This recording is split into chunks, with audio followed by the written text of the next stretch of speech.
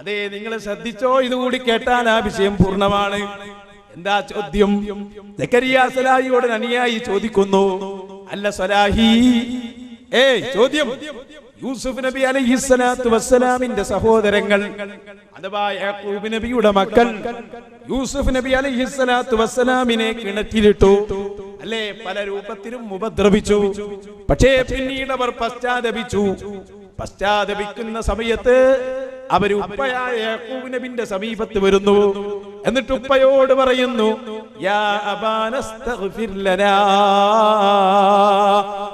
ഉപ്പാ ഞങ്ങൾക്ക് വേണ്ടി ഒന്ന് പൊറുക്കലിനെ തരണം, ധാരാളം തെറ്റുകൾ ഞങ്ങൾ ചെയ്തു പോയിട്ടുണ്ട്. ഇസ്തഗ്ഫിർ ലനാ, ഞങ്ങൾക്ക് വേണ്ടി പൊറുക്കലിനെ തരണം. ഇർതകബ്തു അലൽ ഖതാ ഗൈറ ഹസ്രിൻ വഅദദ് ലക അസ്കൂ ഫീഹി യാ സയ്യിദി ഖൈറൻ നബി. ഓ നബിയേ, ഞങ്ങൾ ഒരുപാട് തെറ്റ് ചെയ്തു പോയി, ഞങ്ങൾക്ക് വേണ്ടി ഒന്ന് പൊറുക്കലിനെ തരണം, ഞങ്ങൾ ഇതാ അങ്ങയോട് അപരാധി ബോധിപ്പിക്കുന്നു എന്ന് നമ്മൾ പറയുന്നത് പോലെ യാക്കൂബ് നബി അലൈഹിസ്സലാത്തു വസ്സലാമിനോട് മക്കൾ വന്നിട്ട് പറയുന്നു.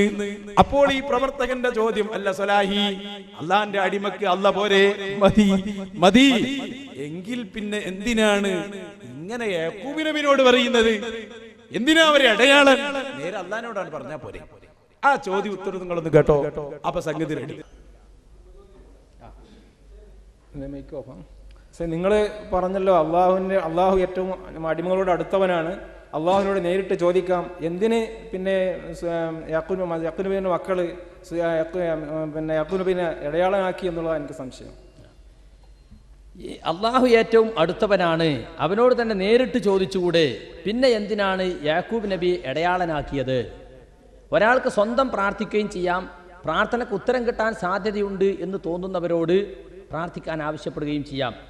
യാക്കൂബ് നബിന്റെ മക്കള് യാക്കൂബ് നബിയേക്കാൾ താഴ്ന്നവരാണ്.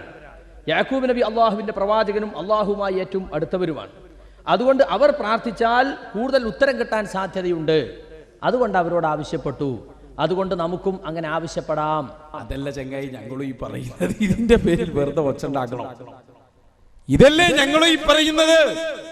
നമ്മളെക്കാൾ അള്ളാഹുവിന്റെ അടുക്കൽ സ്വീകാര്യതയുള്ളവരാണ് ഔലിയാക്കൾ. അവരൊരു കാര്യം പറഞ്ഞാൽ അള്ളാഹ് തട്ടൂല, അപ്പൊ നമ്മൾ അവരോട് പറയും, അവർ അള്ളാഹിനോട് പറയും. ഈ ബാക്കിയോട് പറഞ്ഞു കൊടുക്കും. നബി സല്ലല്ലാഹു അലൈഹി വസല്ലമയോട് സഹാബികൾ വന്നിട്ട് മഴയ്ക്ക് വേണ്ടി പ്രാർത്ഥിക്കണമെന്ന് ആവശ്യപ്പെട്ടു. മിമ്പറിൽ വെച്ച് അള്ളാഹുവിന്റെ റസൂൽ മഴയ്ക്ക് വേണ്ടി പ്രാർത്ഥിച്ചു. അങ്ങനെ മഴ പെയ്തു. അടുത്ത ആഴ്ച വന്നിട്ട് വേറൊരാൾ പറഞ്ഞു, മഴ പെയ്തിട്ട് ഞങ്ങളാകെ ബുദ്ധിമുട്ടി, അതുകൊണ്ട് നബിയെ മഴ നിൽക്കാൻ വേണ്ടി അവിടുന്ന് ദുആ ചെയ്യണം. അപ്പൊ നബി ദുആ ചെയ്തു, അപ്പൊ മഴ നിന്നു. ഇതിൽ നിന്ന് നമുക്ക് എന്ത് മനസ്സിലാക്കാം? മറ്റൊരാളോട് നമുക്ക് ദുആ ചെയ്യാൻ ആവശ്യപ്പെടാം. പ്രാർത്ഥനയ്ക്ക് ഉത്തരം കിട്ടുമെന്ന് നമ്മൾ വിചാരിക്കുന്ന സ്വാലിഹീങ്ങളോട് അല്ലെങ്കിൽ തഖ്വയുള്ള ആളുകളോട് നമുക്ക് ദുആ ചെയ്യാൻ ആവശ്യപ്പെടാം. അതാണ് ഈ സംഭവത്തിൽ നിന്നും നമുക്ക് പഠിക്കാനുള്ള. ആ തൊപ്പിട്ടത് മുതലായി. അതല്ലേ നമ്മളും പറയുന്നത്. റസൂലുള്ളാഹിനോട് മഴ വേണമെന്ന് ചോദിച്ചു, മഴ കൊടുത്തില്ലേ അല്ലാഹു?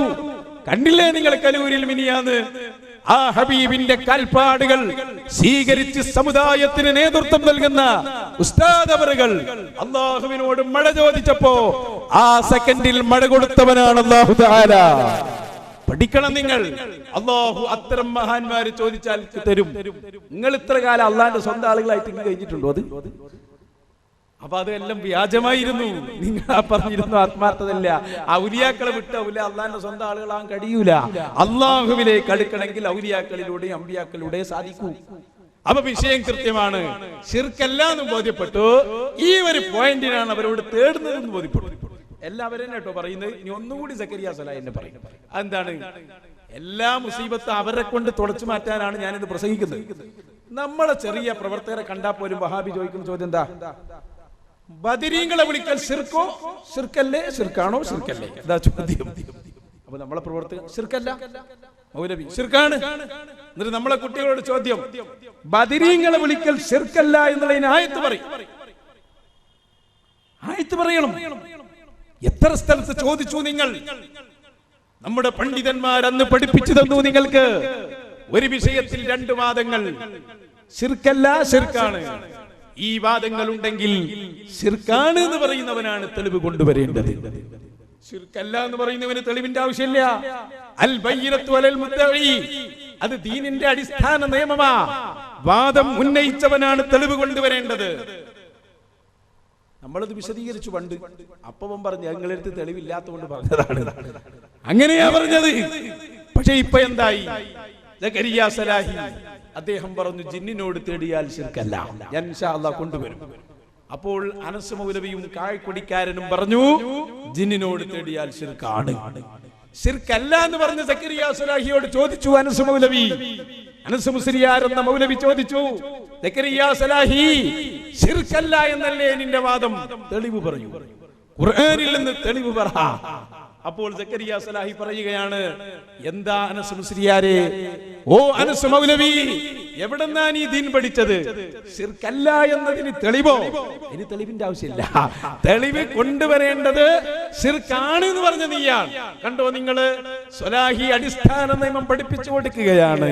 അൽഹംദുലില്ലാ, ഞാൻ മസ്കത്തിൽ സംവാദത്തിൽ ചെന്നപ്പോ മൗലവി എന്നോട് ചോദിച്ചു, ഹദീസ് പറയണം, ആയത്ത് പറയണം, ശിർക്കല്ല എന്നുള്ളതിന് തെളിവ് വേണം. ഞാൻ പറഞ്ഞു, എന്തിനാണോ ആയത്ത്? ശിർക്കല്ല എന്നുള്ളതിന് തെളിവ് ശിർക്കല്ല എന്നുള്ളത് തന്നെ, ശിർക്കാണെന്നുള്ളതിനാണ് ആയത്ത് കൊണ്ടുവരേണ്ടത്. നാളെ ഒരാൾ വന്നിട്ട് പറയാണ് കട്ടൻ ചായ കുടിക്കൽ ശിർക്കാണ്, എന്നിട്ട് അവന്റെ ചോദ്യം കട്ടൻ ചായ കുടിക്കൽ ശിർക്കല്ല എന്ന് ഖുർആനിൽ എന്ന് ഒരു ആയത്ത് ഓതണം. അതുണ്ടാവോ? നോക്ക് നിങ്ങൾ, സക്കരിയ സലാഹി പഠിപ്പിക്കുന്ന കോലം അനസ് മൗലവിയോട്. നിങ്ങൾക്ക് കള്ളന്മാരെ കള്ളത്തരം തന്നെ നിങ്ങൾക്ക് തെളിവ് കിട്ടുള്ളൂ, നിങ്ങൾക്ക് ഒരിക്കലും കിട്ടില്ല. സക്കരിയ സലാഹി ക്ലിപ്പിട്ടു, ഒറ്റ ആയത്തോതിയില്ല. ഇവിടെ ആയത്ത് ഇങ്ങനെ പെയ്യായിരുന്നു. നിങ്ങൾ കേട്ടില്ലേ? അനസ് മുസ്ലിയാർ എത്രങ്ങാനും ആയത്താ ഓതിയത് ഇത് ശിർക്കാണെന്ന് സ്ഥാപിക്കാൻ. അത് ശിർക്കല്ലേ? ശിർക്കല്ല നമ്മൾ ആരെങ്കിലും പറയോ? ശിർക്കല്ലേ ശിർക്കല്ലേ? അവിടെ ശിർക്കാവോ? ശിർക്കാണെന്നതിനാ മുസ്ലിയാർ ആയത്ത് വേണ്ടത്. ശിർക്കല്ല നിന് ആയത്തിന്റെ ആവശ്യമല്ല. ഈ പോയത്തക്കാർ എത്ര സ്ഥലത്ത് അത് പറയുന്നറിയോ? ഒരൊറ്റായത്തോന്നുന്നില്ല ശിർക്കല്ല എന്ന് തെളിയിക്കാൻ. ശിർക്കല്ല എന്നുള്ളതിന്റെ തെളിവ് അത് ശിർക്കല്ല എന്നുള്ള തന്നെ തെളിവ് ആണെന്നുള്ളതിനാ തെളിവ് വേണ്ടത്. പഠിച്ച ചോളി മുസ്ലിയാരെ, അൽ ബയ്യിനത്തു അലൽ മുദ്ദഈ, വാദം ഉന്നയിച്ച് സ്ഥാപിക്കാൻ ഉദ്ദേശിക്കുന്ന തെളിവ് വേണ്ടത്. ശിർക്കാണെന്നുണ്ടെങ്കിൽ ആ തെളിവ് വേണ്ടത്. ശിർക്കല്ല എന്നുണ്ടെങ്കിൽ തെളിവ് എന്താ? ശിർക്കല്ല എന്നുള്ളത് തന്നെ അതിന്റെ തെളിവ്. പിന്നെ ക്ലിപ്പിടുന്നു. ക്ലിപ്പ് ആരുടെ ഉള്ളത്? പേരോടിന്റെയും അമ്പലക്കടവിന്റെ ഒന്നല്ല, ഖുർആനും ഹദീസും ഉദ്ധരിച്ചുകൊണ്ട് ഇസ്ലാഹി പ്രസ്ഥാനത്തിന്റെ സ്റ്റേജിൽ നിന്ന് നിങ്ങൾ പ്രസംഗിച്ച ക്ലിപ്പ്. നിങ്ങൾ രാമായണം അന്ന് തെളിവാക്കിയത് തന്നെ? അതോ ഭഗവത്ഗീത? അതോ ബൈബിള്? യജുർവേദം? എന്താ നിങ്ങൾ തെളിവാക്കിയത്? നിങ്ങൾ ആയത്ത് ഹദീസ് ഉദ്ധരിച്ച് പ്രസംഗിച്ചതല്ല ക്ലിപ്പല്ല ഞങ്ങൾ ഇടുന്നത്. നിങ്ങൾ തീരുമാനിച്ചോളി, അതാ നിങ്ങൾ തെളിവാക്കിയത്. പക്ഷെ ഒരു കാര്യം ഞങ്ങൾക്ക് കിട്ടി. അതെന്താണ്?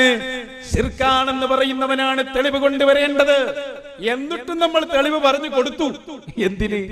നമ്മൾ പറയാത്തതുകൊണ്ട് ഞാൻ മുജാഹിദാവണ്ടെന്ന് കരുതിയിട്ട് നമ്മൾ ഔദാര്യം കൊണ്ട് പറഞ്ഞു കൊടുത്തതാ.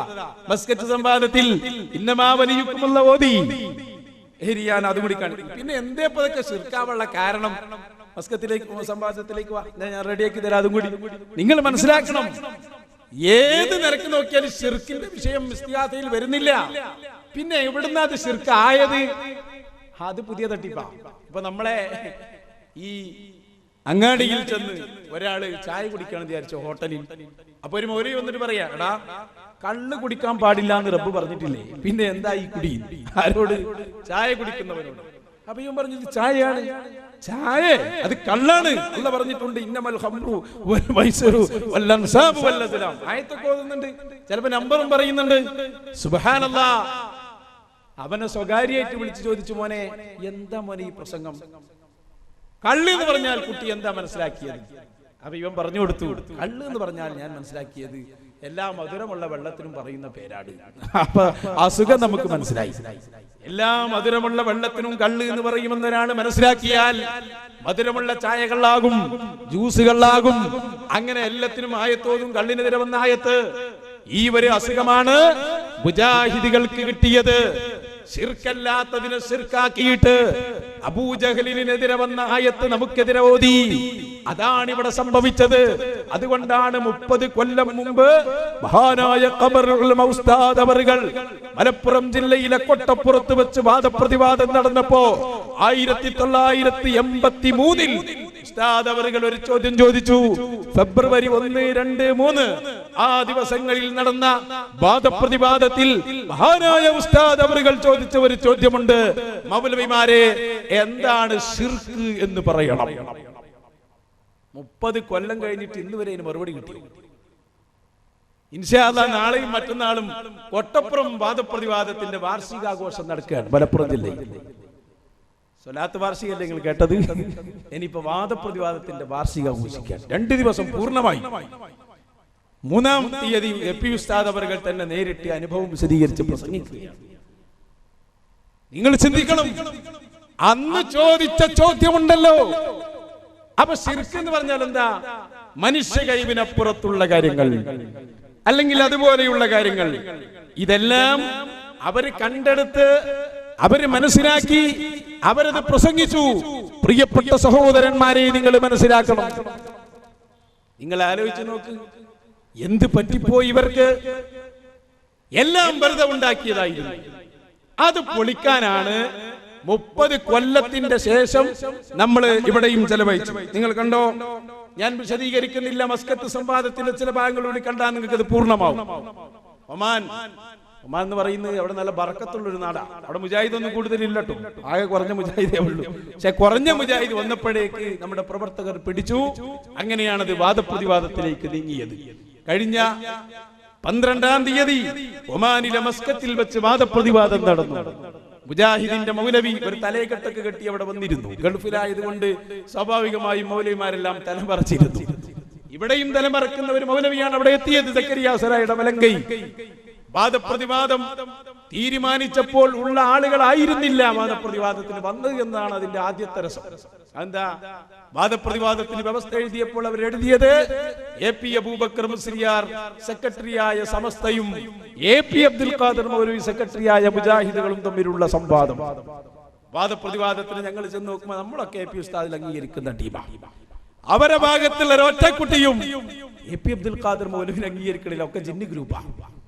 അപ്പൊ ഞാൻ മസ്കത്തിൽ എത്തിയപ്പോൾ ആദ്യം തന്നെ ഒരു ലെറ്റർ. എന്താണ് ലെറ്റർ? മുജാഹിദ് ഔദ്യോഗിക വിഭാഗം, കായക്കൊടിയുടെ ടീം, ഈ സംവാദവും ഞങ്ങളുമായി ബന്ധമില്ല, ഞങ്ങളെ നേതൃത്വത്തെ വെറുതെ പറ്റിച്ചതാണ്. അതിന്റെ CD ഇവിടെ ഉണ്ട്, 50 രൂപക്ക് നിങ്ങൾക്ക് ആ സാധനം കിട്ടും. ഇതിന്റെ DVD നിങ്ങൾ കാണുക, മനസ്സിലാക്കുക ഒരുപാട് കാര്യങ്ങൾ. എന്നിട്ട് ഈ റഹ്മാനി, നസ്രുദ്ദീൻ റഹ്മാനി അടക്കമുള്ള മുജാഹിദിന്റെ നേതാക്കൾ വന്നു മസ്കത്തിൽ വാദപ്രതിവാദം. ഏറ്റവും പുതിയ സംഭവം. അപ്പൊ നമ്മൾ ഒന്നാമതായി ചോദിച്ച ചോദ്യമുണ്ട്, മൗലവിമാരെ, ജിന്നിനോട് തേടിയാൽ അത് ശിർക്കല്ലെന്നും ഔലിയാക്കളോട് തേടിയാൽ ശിർക്കാണെന്നുമുള്ള നിങ്ങളെ വാദം, ഈ വാദത്തിന് തെളിവ് പറയണം. എന്താണ് വ്യത്യാസം? അപ്പൊ മൗലവി പറഞ്ഞു, അത് ഞാൻ പറയില്ല, ജിന്ന് തൊട്ടാ പ്രശ്നമാണ്, ജിന്നിനെ തൊട്ടില്ല, വിഷയത്തിൽപ്പെട്ടതല്ലെന്ന് പറഞ്ഞു ഒഴിഞ്ഞു മാറി. ഒടുവിൽ എന്തുണ്ടായി എന്നറിയോ നിങ്ങൾക്ക്? ഒടുവിൽ നമ്മൾ 2ാമത്തെ ചോദ്യം ചോദിച്ചു. എന്തായിരുന്നു ആ ചോദ്യം? മുജാഹിദികളെ, ഇത്ര കാലമായി ഞങ്ങളോട് നിങ്ങൾ പറഞ്ഞിരുന്നത് കാര്യകാരണ ബന്ധങ്ങൾക്കപ്പുറമുള്ള സഹായം ശിർക്കാണ് എന്നായിരുന്നു. ഏത് മുജാഹിദ് പ്രസംഗിച്ചാലും നിങ്ങൾക്ക് കേൾക്കാം, കാര്യകാരണ ബന്ധങ്ങൾക്കപ്പുറമുള്ള സഹായം ശിർക്കാണ്, അഭൗതിക മാർഗത്തിലൂടെയുള്ള സഹായം ശിർക്കാണ് അല്ലേ? നമ്മൾ മൗലവിയോട് ചോദിച്ചു കഴിഞ്ഞയാഴ്ച, പറയണം നിങ്ങൾ, കാര്യകാരണ ബന്ധങ്ങൾക്കപ്പുറമുള്ള സഹായം ശിർക്കാണ് എന്ന് വിശുദ്ധ ഖുർആൻ കൊണ്ട് തെളിയിക്കാമോ? മൗലവി ഉത്തരം പറഞ്ഞു. എന്താ പറഞ്ഞറിയോ? ഖുർആനിൽ അങ്ങനെ ഇല്ല. നമ്മൾ ചോദിച്ചു ഹദീസിലുണ്ടോ അത്? അവ പറഞ്ഞു ഹദീസിലും ഇല്ല. പിന്നെ ചോദിച്ചു ലോകത്ത് ഇമാമിങ്ങൾ ആരെങ്കിലും പറഞ്ഞിട്ടുണ്ടോ? അപ്പോൾ പറഞ്ഞു ഖുർആൻ വിശദീകരിച്ച് ഇമാം ഫഖ്റുദ്ദീൻ റാസിയാണ് അക്കാര്യം പറഞ്ഞത്. ഏത്? കാര്യകാരണ ബന്ധങ്ങൾക്കപ്പുറമുള്ള സഹായം ശിർക്കാണെന്ന് ഇമാം റാസി പറഞ്ഞതാണെന്ന് പറഞ്ഞു. നമ്മൾ പറഞ്ഞു റാസിയും അങ്ങനെ പറഞ്ഞിട്ടില്ല. എടുക്കൂ കിതാബ്, തഫ്സീർ റാസി വായിക്കണം, മധ്യസ്ഥന്മാർക്ക് കൈമാറണമെന്ന് പറഞ്ഞു. അപ്പോൾ മൗലവി പറഞ്ഞു ഞാൻ കിതാബ് കൊണ്ടുവന്നിട്ടില്ല, ഞാൻ അതിന്റെ ഫോട്ടോ സ്റ്റാറ്റേ കൊണ്ടുവന്നിട്ടുള്ളൂ. അപ്പോൾ നമ്മൾ പറഞ്ഞു ഫോട്ടോ സ്റ്റാറ്റെങ്കിലും ഫോട്ടോ സ്റ്റാറ്റ് എടുത്ത് വായിക്കുക. അപ്പോൾ മൗലവി പറയുന്നത് ശിർക്കാണ് എന്ന ഭാഗം ഇതിലും ഇല്ല, എനിക്ക് കാണിക്കേണ്ട ആവശ്യമില്ല. നിങ്ങൾ നോക്കി, ഇത്ര കാലമായി ഈ സമുദായത്തെ ഭിന്നിപ്പിച്ചത് കാര്യകാരണ ബന്ധത്തിന്റെ പേര് പറഞ്ഞിട്ടല്ലേ? അത് പൊളിയുന്ന ഭാഗങ്ങൾ മസ്കത്ത് സംവാദത്തിൽ നിന്ന് നിങ്ങൾക്ക് നേരെ കാണാം. ഒന്ന് വെച്ചു കൊടുക്ക്. മസ്കത്ത് സംവാദത്തിന്റെ പൂർണ്ണ ഭാഗം നിങ്ങൾ കാണണം. CD വാങ്ങിയിട്ട് മുജാഹിദുകൾക്ക് ഗിഫ്റ്റ് ആയി കൊടുക്കണം. കാണട്ടെ, അവർ പഠിക്കട്ടെ. എന്തായിരുന്നു അതിന്റെ ആ രണ്ടാമത്തെ ചോദ്യത്തിന്റെ പ്രസക്തമായ ഭാഗം ഒന്ന് കാണിച്ചു കൊടുക്കുക. പിന്നെ ഞാൻ ചോദിച്ചു, കാര്യകാരണ ബന്ധങ്ങൾക്കപ്പുറമ്പോഴാണ് ശിർക്കാവുക എന്നല്ലേ പറഞ്ഞത്? അതിന് ഖുർആൻ കൊണ്ടോ ഹദീസ് കൊണ്ടോ തെളിയിക്കാനാ പറഞ്ഞത്. നബവി ഇമാമും റാസിമാം പറഞ്ഞ അവിടെ ഇരിക്കട്ടെ, ഞാൻ വരാം. ഓതുവായത്ത് കാര്യകാരണ ബന്ധങ്ങൾക്കൊപ്പമുള്ള ശിർക്കാണ്, അത് പറയണം. കാര്യകാരണ ബന്ധങ്ങൾക്കപ്പുറത്തുള്ളത് ശിർക്കാണ് എന്നതിന് ആയത്തോടണം. ആയത്താണ് ചോദിച്ചത്. അഭൗതികമായ സഹായം ശിർക്കാണ് എന്നതിന് ആയത്തോടണം. ഓതുമൗലവി ആയത്ത് ഇല്ലേ? സ്വഹീഹായ ഹദീസ് ഇല്ലേ? ദഈഫായ ഹദീസെങ്കിലും പറയണം. വെല്ലുവിളിയാണ്. ഇമാം നബവി എന്ത് പറഞ്ഞു? പഠിപ്പിച്ചിറങ്ങിയിട്ടുള്ളത്. റാസിമാം എന്ത് പറഞ്ഞു? ഇൻഷാ അല്ലാഹ് നിങ്ങൾ വെറുതെ വിടാൻ തീരുമാനിച്ചിട്ടില്ല. നിങ്ങളെ ഉസൂലും ഞങ്ങൾ പൊളിച്ചേ വിടുന്നുണ്ടായുള്ളൂ. ഒന്നാമത് നിങ്ങൾ പൊളിഞ്ഞു. കാരണം എന്താ? സകല ജിന്നിനും മലക്കിനും വിളിച്ച് ജിന്നേ ഇഫ്രീത്ത് എന്ന് ചോദിച്ചാൽ അതുകൊണ്ട് ശിർക്കല്ല എന്നല്ല നിങ്ങളുടെ വാദം. പിന്നെ ഞങ്ങളോട് പറയാം, നിങ്ങൾ ആരാ? നിങ്ങൾക്ക് എന്തവകാശം? കൂട്ടിവെച്ച് പൈക്കൂടെയാ പുസ്തകം. അതുകൊണ്ട് മറുപടി പറയണം. പിന്നെ ഈ ചോദ്യം ആവർത്തിക്കുന്നു. കാര്യകാരണ അപ്പോ ഞങ്ങൾ ഒന്നാമതായി ചോദിച്ചു ഈ ചോദ്യം ജിന്ന്. രണ്ടാമതായി ചോദിച്ച ചോദ്യതാ. അത് ചോദിക്കാൻ വേറൊരു കാരണം കൂടി ഉണ്ട്. ഇവർ ഓരോന്ന് നമുക്ക് വേണ്ടി എഴുതി തരും. പുതിയ ലക്കം ഇസ്ലാഹ് മാസിക മുജാഹിദിന്റെ പത്രം, അതിലെഴുതി പോയി അറിയാതെ എന്താ എഴുതിയെന്നറിയോ? നമ്മൾ ഉണ്ടാക്കുന്ന പല കാര്യങ്ങളും ഖുർആനിലും ഹദീസിലും ഉണ്ടാവുകയില്ല. അതിന് ഉദാഹരണം എഴുതിയതാ. കാര്യകാരണ ബന്ധങ്ങൾക്കപ്പുറമുള്ള സഹായം ശിർക്കാന്ന് നമ്മൾ പറയലുണ്ടല്ലോ, മുജാഹിദ് എഴുതുക. എന്നാൽ അത് ഖുർആനിലും ഹദീസിലുള്ളതാണോ? അല്ല, അവരെന്നെ എഴുതിയിട്ടുണ്ട്. ആ ഇസ്ലാഹ് എടുത്ത് നമ്മൾ വായിച്ചു. എന്നിട്ട് ചോദിച്ച മൗലവി, ഖുർആനിലില്ലാത്തത് ഹദീസിലില്ലാത്തത് എവിടെ നിന്ന് കിട്ടി നിങ്ങൾക്ക് ഈ കാര്യകാരണ ബന്ധത്തിനപ്പുറമുള്ളത് ശിർക്കാണെന്ന വാദം?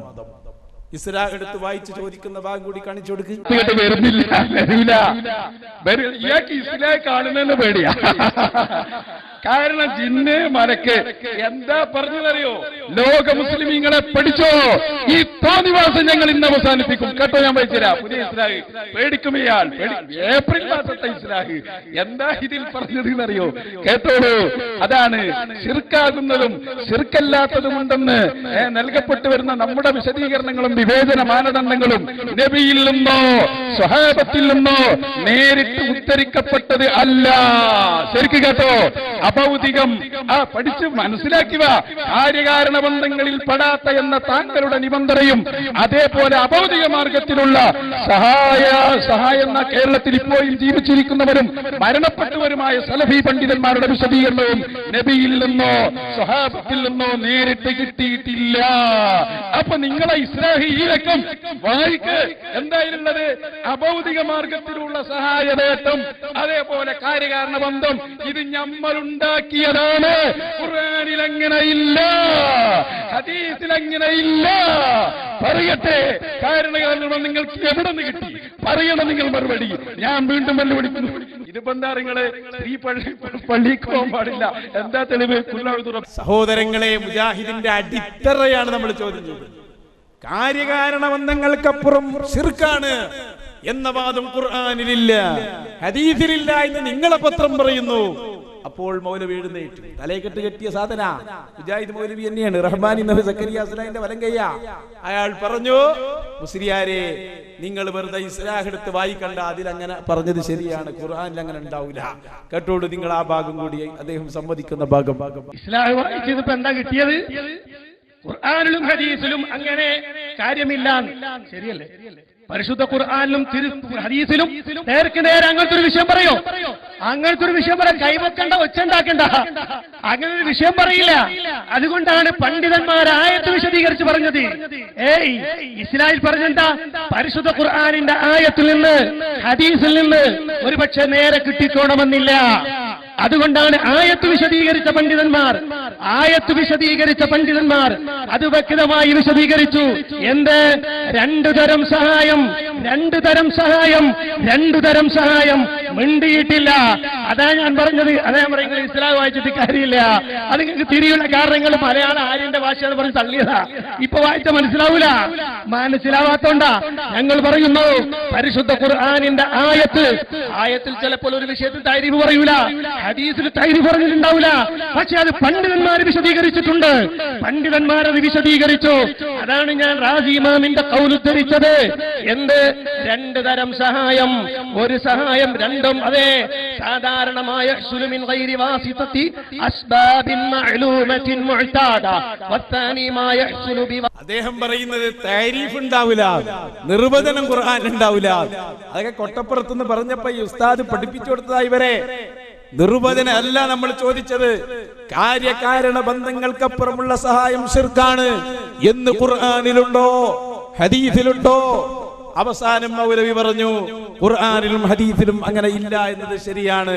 പിന്നെ എവിടെ നിന്നാണത് കിട്ടിയത്? അദ്ദേഹം മറുപടി പറഞ്ഞു, അത് കൃത്യമായി പറഞ്ഞു ഇമാം റാസിയുടെ കിതാബിൽ നിന്ന് കിട്ടിയതാണ്. നമ്മൾ പറഞ്ഞു ഇനി അടുത്ത ഭാഗങ്ങൾ കണ്ടോളൂ. നമ്മൾ പറഞ്ഞു എന്നാ റാസിയെങ്കിലും റാസി എടുത്ത് വായിക്കണം എവിടെയാണ് ശിർക്കാണെന്ന വാദം.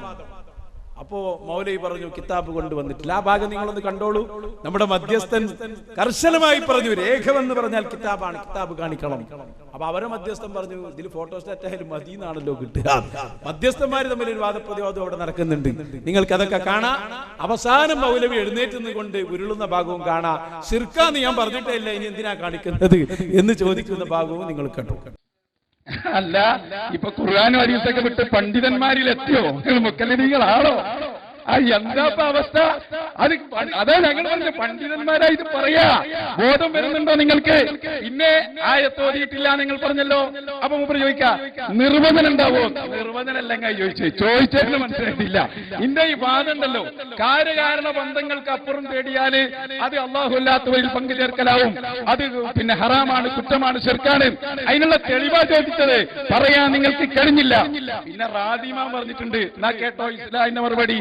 റാസിയും പറഞ്ഞിട്ടില്ല. അതാണ് ഇസ്ലാം പറയുന്നത്. ഇസ്ലാം കൊണ്ട് നിങ്ങൾ അടങ്ങാറായി തന്നെ വായിച്ചു നിങ്ങൾ അടങ്ങാറായി. ഇങ്ങനെ ഒരു വിശദീകരണം നബിയിൽ നിന്നോ സ്വഹാബത്തിൽ നിന്നോ ഇമാം നബവി വരെയുള്ള ഏതെങ്കിലും പൂർവീകന്മാരോ ഒരുപക്ഷേ പറഞ്ഞതായി കണ്ടെന്ന് വരില്ല. ആരുമില്ലാത്ത പറയുന്നത് പറയണം നിങ്ങൾ. ഇനി എന്റെ ചോദ്യം, അഭൗതിക മാർഗത്തിലൂടെയുള്ള സഹായം അത് ശിർക്കാണ് റാദിയിലുണ്ടെന്നല്ലേ? ശിർക്കാണെന്ന് റാദിയിലില്ല. കിതാബ് ഹാജരാക്കണം, ഉടനെ ഹാജരാക്കണം, റാജി ഹാജരാക്കണം. അത് ശിർക്കാണെന്ന വാക്ക് റാദിയിലില്ല. കൊണ്ടുവാ. അങ്ങനെയാണ് ഞാൻ വെല്ലുവിളിക്കുന്നു നിങ്ങളെ. മധ്യസ്ഥന്മാർക്ക് കിതാബ് കൊടുക്കണം. വെല്ലുവിളിക്കുന്നു. ഇത് ഞങ്ങളെ വെല്ലുവിളിയാണ്. റാജി ഇമാമിന്റെ മേലിലും പച്ച നുണ. അഭൗതിക മാർഗത്തിലുള്ള സഹായം ശിർക്കാണ് എന്ന വാക്ക് ആ കിതാബിലില്ല. ഞങ്ങൾ ആവശ്യപ്പെടുന്നു കിതാബ് കൈമാറണം. ആ ഇബാറത്ത് മധ്യസ്ഥന്മാർ മുഖേന ഞങ്ങൾക്ക് കാണിച്ചു തരണം. ഇതിന് ബാക്കി പറഞ്ഞാൽ മതി. ഞാൻ പറഞ്ഞ വാചകം എന്താ? ഞാൻ എന്താ വാചകം വായിച്ചത്? അതെ, തഫ്സീർ റാസിയിൽ നിന്ന് ഞാൻ വായിച്ച ഭാഗം എന്താ? പറയട്ടെ ഞാൻ പറയട്ടെ. എനിക്ക് പറയാനുള്ള അവകാശം ഉണ്ടല്ലോ. രേഖകൾ പറഞ്ഞിട്ടുണ്ട്. അത് നിങ്ങൾക്ക് വിശദീകരണത്തിന് വേണമെന്നുണ്ടെങ്കിൽ രണ്ടാമത്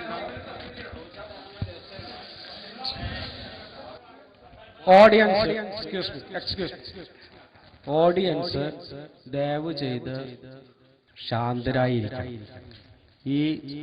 ഈ സംവാദം ഭംഗിയായ രീതിയിൽ കൊണ്ടുപോകുന്നതിന് അത് വളരെ അത്യന്താപേക്ഷിതമാണ്. നമ്മുടെ വ്യവസ്ഥകളിൽ വളരെ കൃത്യമായി പറയുന്നുണ്ട്, ഒരു വിഭാഗം ഉന്നയിച്ച വാദത്തിന് തെളിവുകൾ മറുവിഭാഗം ആവശ്യപ്പെട്ടാൽ ആ രേഖ, ആ ഭാഗമൊന്ന് വായിക്കാം. ഒരു വിഭാഗം ഉന്നയിക്കുന്ന, ശ്രദ്ധിക്കുക, നിങ്ങൾ സംസാരിക്കാൻ നിൽക്കുകയാണെങ്കിൽ അത് നടക്കുന്ന കേസല്ല. കൃത്യമായിട്ട് പറയാം. ഒരു വിഭാഗം ഉന്നയിക്കുന്ന രേഖ മറുവിഭാഗം ആവശ്യപ്പെട്ടാൽ മധ്യസ്ഥന്മാർ മുഖേന പരസ്പരം കൈമാറേണ്ടതാണ്. ഇവിടെ ഈ വ്യവസ്ഥ നമ്മൾ എഴുതി ഒപ്പിട്ടതാണ്. അതുകൊണ്ട് മധ്യസ്ഥന്മാർ എന്നുള്ള നിലയിൽ ഞങ്ങൾക്ക് രണ്ടുപേർക്കും അത് ബാധ്യതയുണ്ട്, അത് നടപ്പിലാക്കേണ്ടതായിട്ട്. അതുകൊണ്ട് അഹ്സനി സുന്നി വിഭാഗം ആവശ്യപ്പെട്ട രേഖകൾ ഇമാം റാസിയുടെ കിതാബ് തന്നെ, അതിന്റെ ഫോട്ടോസ്റ്റാറ്റ് അല്ല, കിതാബ് തന്നെ ഹാജരാക്കാൻ മറുവിഭാഗം ബാധ്യസ്ഥരാണ്. ദയവേത് അതാണ് ഇനി ഹാജരാക്കേണ്ടത്.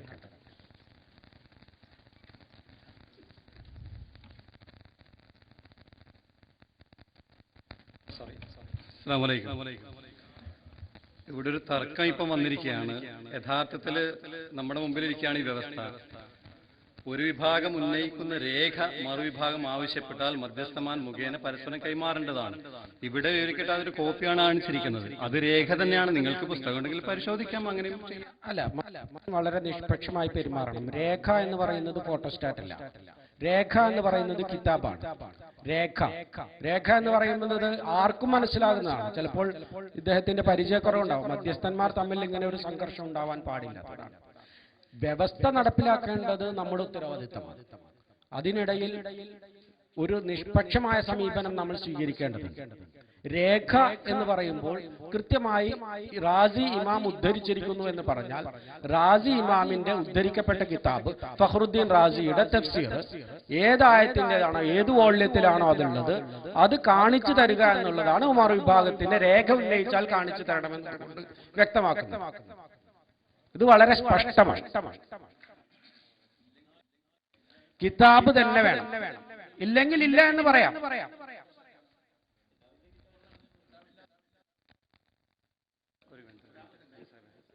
കിതാബ് ഉണ്ടെങ്കിൽ ഉണ്ട് എന്ന് പറയാം, ഇല്ലെങ്കിൽ സുന്നി വിഭാഗം സമ്മതിക്കുന്നതിനനുസരിച്ച് വിട്ടുവീഴ്ചക്ക് സുന്നി വിഭാഗം തയ്യാറാവുകയാണെങ്കിൽ നമുക്ക് ആ നിലയിൽ പരിഗണിക്കാവുന്നതാണ്. ഇപ്പൊ അതിന്റെ സാങ്കേതിക പദപരമായ സാങ്കേതിക അർത്ഥത്തിലേക്ക് പോകേണ്ട രേഖ എന്ന് തന്നെയാണ് ഇവിടെ എഴുതിയിരിക്കുന്നത്. ആ രേഖ ഒരു പുസ്തകത്തിന്റെ ഫോട്ടോസ്റ്റാറ്റായാലും നിങ്ങൾ പരിശോധിക്കാവുന്നതാണ്. നമുക്ക് രണ്ടു വിഭാഗം അംഗീകരിക്കുകയാണെങ്കിൽ ഒരു ഡിസ്പ്യൂട്ട് ഇല്ലാതെ പോകാം. ബുക്ക് തന്നെ കിതാബ് ഒറിജിനൽ തന്നെ വേണമെന്ന് രേഖയിൽ എഴുതിയിട്ടില്ല. രേഖ എന്ന് പറയുന്നത് നമ്മളൊരു ഇപ്പൊ ഒരു അൽ-ഇസ്ലാഹായാലും ഏതിപ്പം അപ്രായാലും ഇപ്രായാലും എന്തായാലും ഒരു ഫോട്ടോസ്റ്റാറ്റ് കാണിക്കുമ്പോൾ അത് രേഖയായി തെളിയിക്കുന്നത് പിന്നീട് പുസ്തകം നമുക്ക് കൊടുക്കാൻ മതി. ഒരു വിഭാഗം അംഗീകരിക്കുന്നുണ്ട്. അതാണ് എല്ലാവരും സംവാദങ്ങൾ കുറെ കാലമായി കേരളീയ സമൂഹത്തിൽ പുതിയ സംഭവം ഒന്നുമല്ല. സംവാദത്തിന് രേഖ ആവശ്യപ്പെട്ടാൽ ആ കിതാബ് കാണിച്ചു കൊടുക്കുന്നത് നമ്മൾ സംവാദത്തിൽ പതിവായി കാണുന്നതാണ്. രേഖ എന്നത് കിതാബ് തന്നെയാകണമെന്ന് നമ്മൾ എഴുതിയിട്ടില്ല. രേഖ എന്നതെന്നാൽ വളരെ സ്പഷ്ടമാണ്. രേഖ എന്നാൽ തെളിവ്, രേഖ. ഇനി അതിന്റെ നിർവചനത്തിന് ശബ്ദധാരാവലി എടുക്കേണ്ട കാര്യമൊന്നുമില്ല. നമുക്ക് വേണ്ടത് സുന്നി വിഭാഗം, ഞാൻ അത് വ്യക്തമാക്കുന്നതിന് ഒരു പ്രത്യേക കാരണമുണ്ട്. അതായത് നിഷ്പക്ഷമായിരിക്കണം മധ്യസ്ഥൻ എന്നുള്ളത്. അതുകൊണ്ടാണ് അത് വ്യക്തമാക്കുന്നത്. രേഖ എന്നുള്ളത് വ്യക്തമാക്കുന്നത് കൃത്യമായും ആ കിതാബ് തന്നെയാണ്. എന്നാൽ സുന്നി വിഭാഗം ഒരു ഫോട്ടോസ്റ്റാറ്റ് കാണിച്ചാൽ മതിയാകും എന്ന് പറയുന്ന വിട്ടുവീഴ്ചയ്ക്ക് തയ്യാറാണെങ്കിൽ വളരെ ആദരവോടുകൂടി ആ വിട്ടുവീഴ്ചയെ ബഹുമാനത്തോടുകൂടി സ്വീകരിക്കുകയും രേഖ കൈമാറാൻ മറുപക്ഷം തയ്യാറാകേണ്ടതാണ്. ഫോട്ടോസ്റ്റാറ്റ് അതായത് പിന്നെ കിതാബില്ലാത്ത സ്ഥിതിക്ക് നമ്മൾ വിട്ടുവീഴ്ച ചെയ്യാണ്. അവിടെ ഞങ്ങൾക്ക് കിട്ടേണ്ടത് കാര്യകാരണ ബന്ധങ്ങൾക്കപ്പുറം തേടിയാൽ ശിർക്കാണ് എന്ന റാസി ഇമാമിന്റെ വാക്ക് അതിൽ ഫോട്ടോസ്റ്റാറ്റിൽ കാണിച്ചെന്നാൽ മതി. വിഷയം തീരും. അതിലൊരു വർത്തമാനം വിഷയം പറയാനുണ്ട്. ഇവിടുത്തെ ചോദ്യം പറഞ്ഞിരുന്നത് കാര്യകാരണ ബന്ധങ്ങൾക്ക് അതീതം, ഭൗതികം അഭൗതികം. അതെവിടെ എന്നാ ചോദിച്ചു. അതിനാണ് ഞാൻ തെളിവ് ഉദ്ധരിച്ചു. അതിനാണ് ഞാൻ എന്റെ വാക്കിൽ ഒരിക്കൽ പോലും ഈ വിഷയത്തിൽ ഇമാം റാസിദ ശിർക്കാണെന്ന് പറഞ്ഞിരിക്കുന്നു ഞാൻ പറഞ്ഞിട്ടില്ല.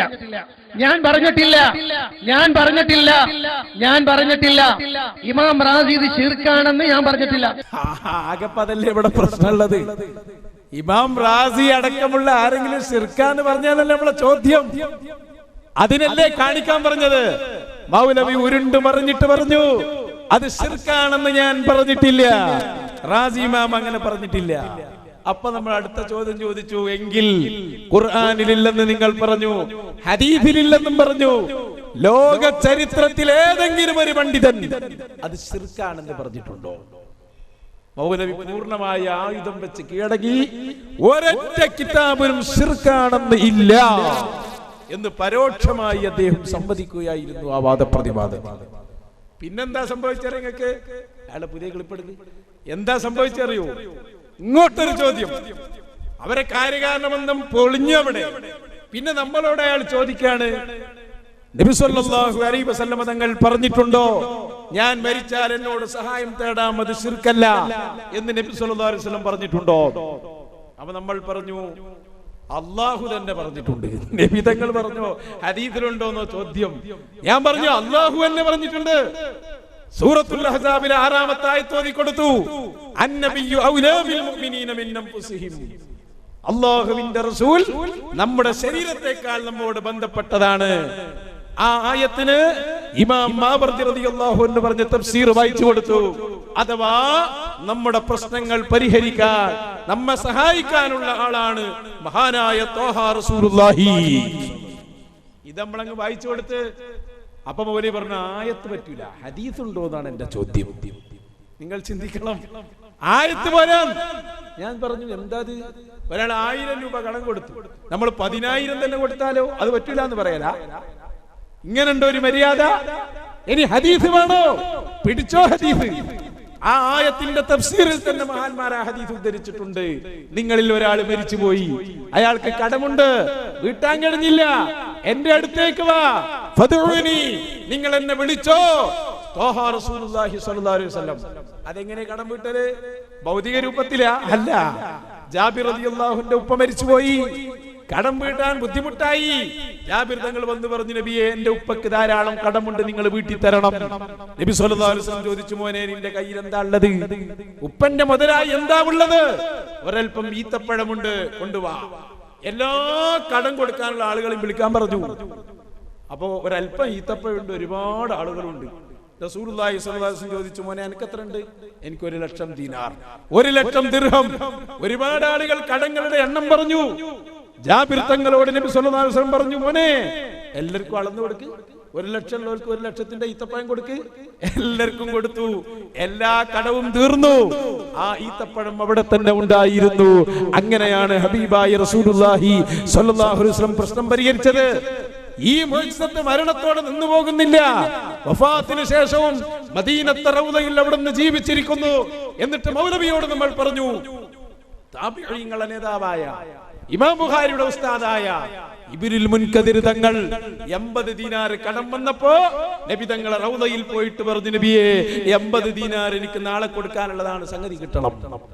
രാത്രിയിൽ കരഞ്ഞു പറഞ്ഞു റസൂലുള്ളാഹി സ്വല്ലല്ലാഹു അലൈഹി വസല്ലം തങ്ങളോട്. അതാ ഇരുട്ടത്ത് ഒരാൾ ഇങ്ങനെ നടന്നു വരുന്നു, ഒരു സഞ്ചി, ഒരു കിടിയങ്ങ് കൊടുത്തു. തുറന്നു നോക്കുമ്പോൾ 80 ദീനാർ ഉണ്ടായിരുന്നു അതിൽ. ആരാ രേഖപ്പെടുത്തിയത്? 200-ൽ ഹിജ്റ 200-ൽ വഫാത്തായ ഹാഫിദ് ഇബ്നു അബി ദുനിയയുടെ കിതാബ് മുജാബുദ് ദഅവ എടുത്തു വായിച്ചു. നമ്മൾ അവിടെ ഒരു മറുപടി ഇല്ല. കാരണം ആയത്തും ഹദീസും ചരിത്രവും മൗലവി കേട്ടിട്ടില്ല, മൂന്നും കേട്ടിട്ടില്ല, ഒരൊറ്റ മറുപടിയും പറഞ്ഞില്ല. സംവാദം കഴിഞ്ഞപ്പോഴേക്ക് അവരുടെ ഭാഗത്ത് നിന്ന് ആളുകളൊക്കെ എഴുന്നേറ്റ് പോയി, മുജാഹിദുകൾ. എന്തിന് അയാളെ വിസെല്ലാം കൊടുത്ത് ഈ ഒമാനിൽ വന്ന് ഇതും കൂടി പറയാൻ അറിയാതെ?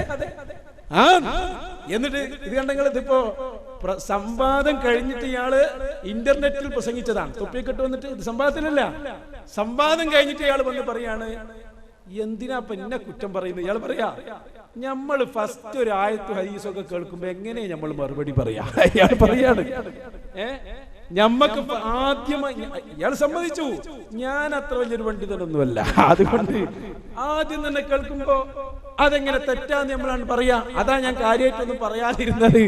പിന്നെ പഠിച്ചപ്പോഴാണ് എനിക്ക് സംഗതി മനസ്സിലായത്. ഞാൻ അപ്പൊ തൽക്കാലം ദുർവ്യാഖ്യാനാന്ന് മാത്രം അങ്ങ് പറഞ്ഞു. അതെങ്ങനെ പറയാ? ഫസ്റ്റ് കേൾക്കുമ്പോ തന്നെ ദുർവ്യാഖ്യാനാന്ന് പറയല. നോക്കൂ നിങ്ങൾ ഇയാളെ കഴിവുകള്. എന്നിട്ടിപ്പോ മസ്കത്ത് സംവാദം, മസ്കത്തിലെ മുജാഹിദുകൾ വീണ് കിടക്കുമ്പോ അതിനെ എഴുന്നേൽപ്പിക്കാൻ നാളെ സക്കരിയ സലായി അങ്ങോട്ട് പോവുകയാണത്രേ. ഞാൻ പറഞ്ഞു, ഇടോ ഈ കോടതി പിരിഞ്ഞിട്ട് ന്യായം പറഞ്ഞിട്ട് കാര്യമുണ്ടോ? വാദപ്രതിവാദത്തിൽ ഞങ്ങൾ പറഞ്ഞതിന് മറുപടി വാദപ്രതിവാദത്തിൽ പറയണം. പിന്നെ മറുപടി പറയല് കേട്ടോളൂ. മൗലവിയുടെ ദയനീയത സംവാദത്തിന് ശേഷം റഹ്മാനി കിടന്ന് ഉരുളുന്ന ഭാഗം. പ്രവാചകൻ സല്ലല്ലാഹു അലൈഹി വസല്ലം അവിടുത്തെ വഫാത്തിന് ശേഷം എന്നെ വിളിച്ച് നിങ്ങൾക്ക് എന്തെങ്കിലും പ്രയാസമുണ്ടെങ്കിൽ സഹായം തേടിക്കോളൂ എന്ന് പറയുന്ന ഒരു ഹദീസ്, സ്വഹീഹായ ഹദീസ് ഉണ്ടോ എന്ന നമ്മളുടെ ചോദ്യത്തിനു മറുപടിയായി അദ്ദേഹം പറഞ്ഞത്, ഹദീസ് എന്തിനാ, ആയത്തു തന്നെ പിടിച്ചോ. അന്നബിയു ഔലാ ബിൽ മുഅ്മിനീന മിൻ അൻഫുസിഹിം. മുഹമ്മദ് നബി സല്ലല്ലാഹു അലൈഹി വസല്ലം സത്യവിശ്വാസികൾക്ക് അവരുടെ നഫ്സിനേക്കാൾ പ്രിയപ്പെട്ടവനാണ് എന്ന ആയത്ത് വിശദീകരിച്ചുകൊണ്ട് ഇമാം മാവറദി തന്റെ അന്നുക്കത്തു വൽ ഉയൂൻ എന്ന ഗ്രന്ഥത്തിൽ പറയുന്നു എന്ന് പറഞ്ഞുകൊണ്ട് അദ്ദേഹം ഒരു വിശദീകരണം നടത്തി. കൂട്ടത്തിൽ ഞാൻ പറയട്ടെ, സംവാദത്തിന്റെ വേദിയിൽ ഒരുപക്ഷെ ഉദ്ധരിക്കപ്പെടുന്ന എല്ലാ കാര്യങ്ങളെയും എല്ലാ കാര്യങ്ങളെയും വ്യക്തമായി അപ്പോൾ തന്നെ അറിഞ്ഞോണമെന്നില്ല.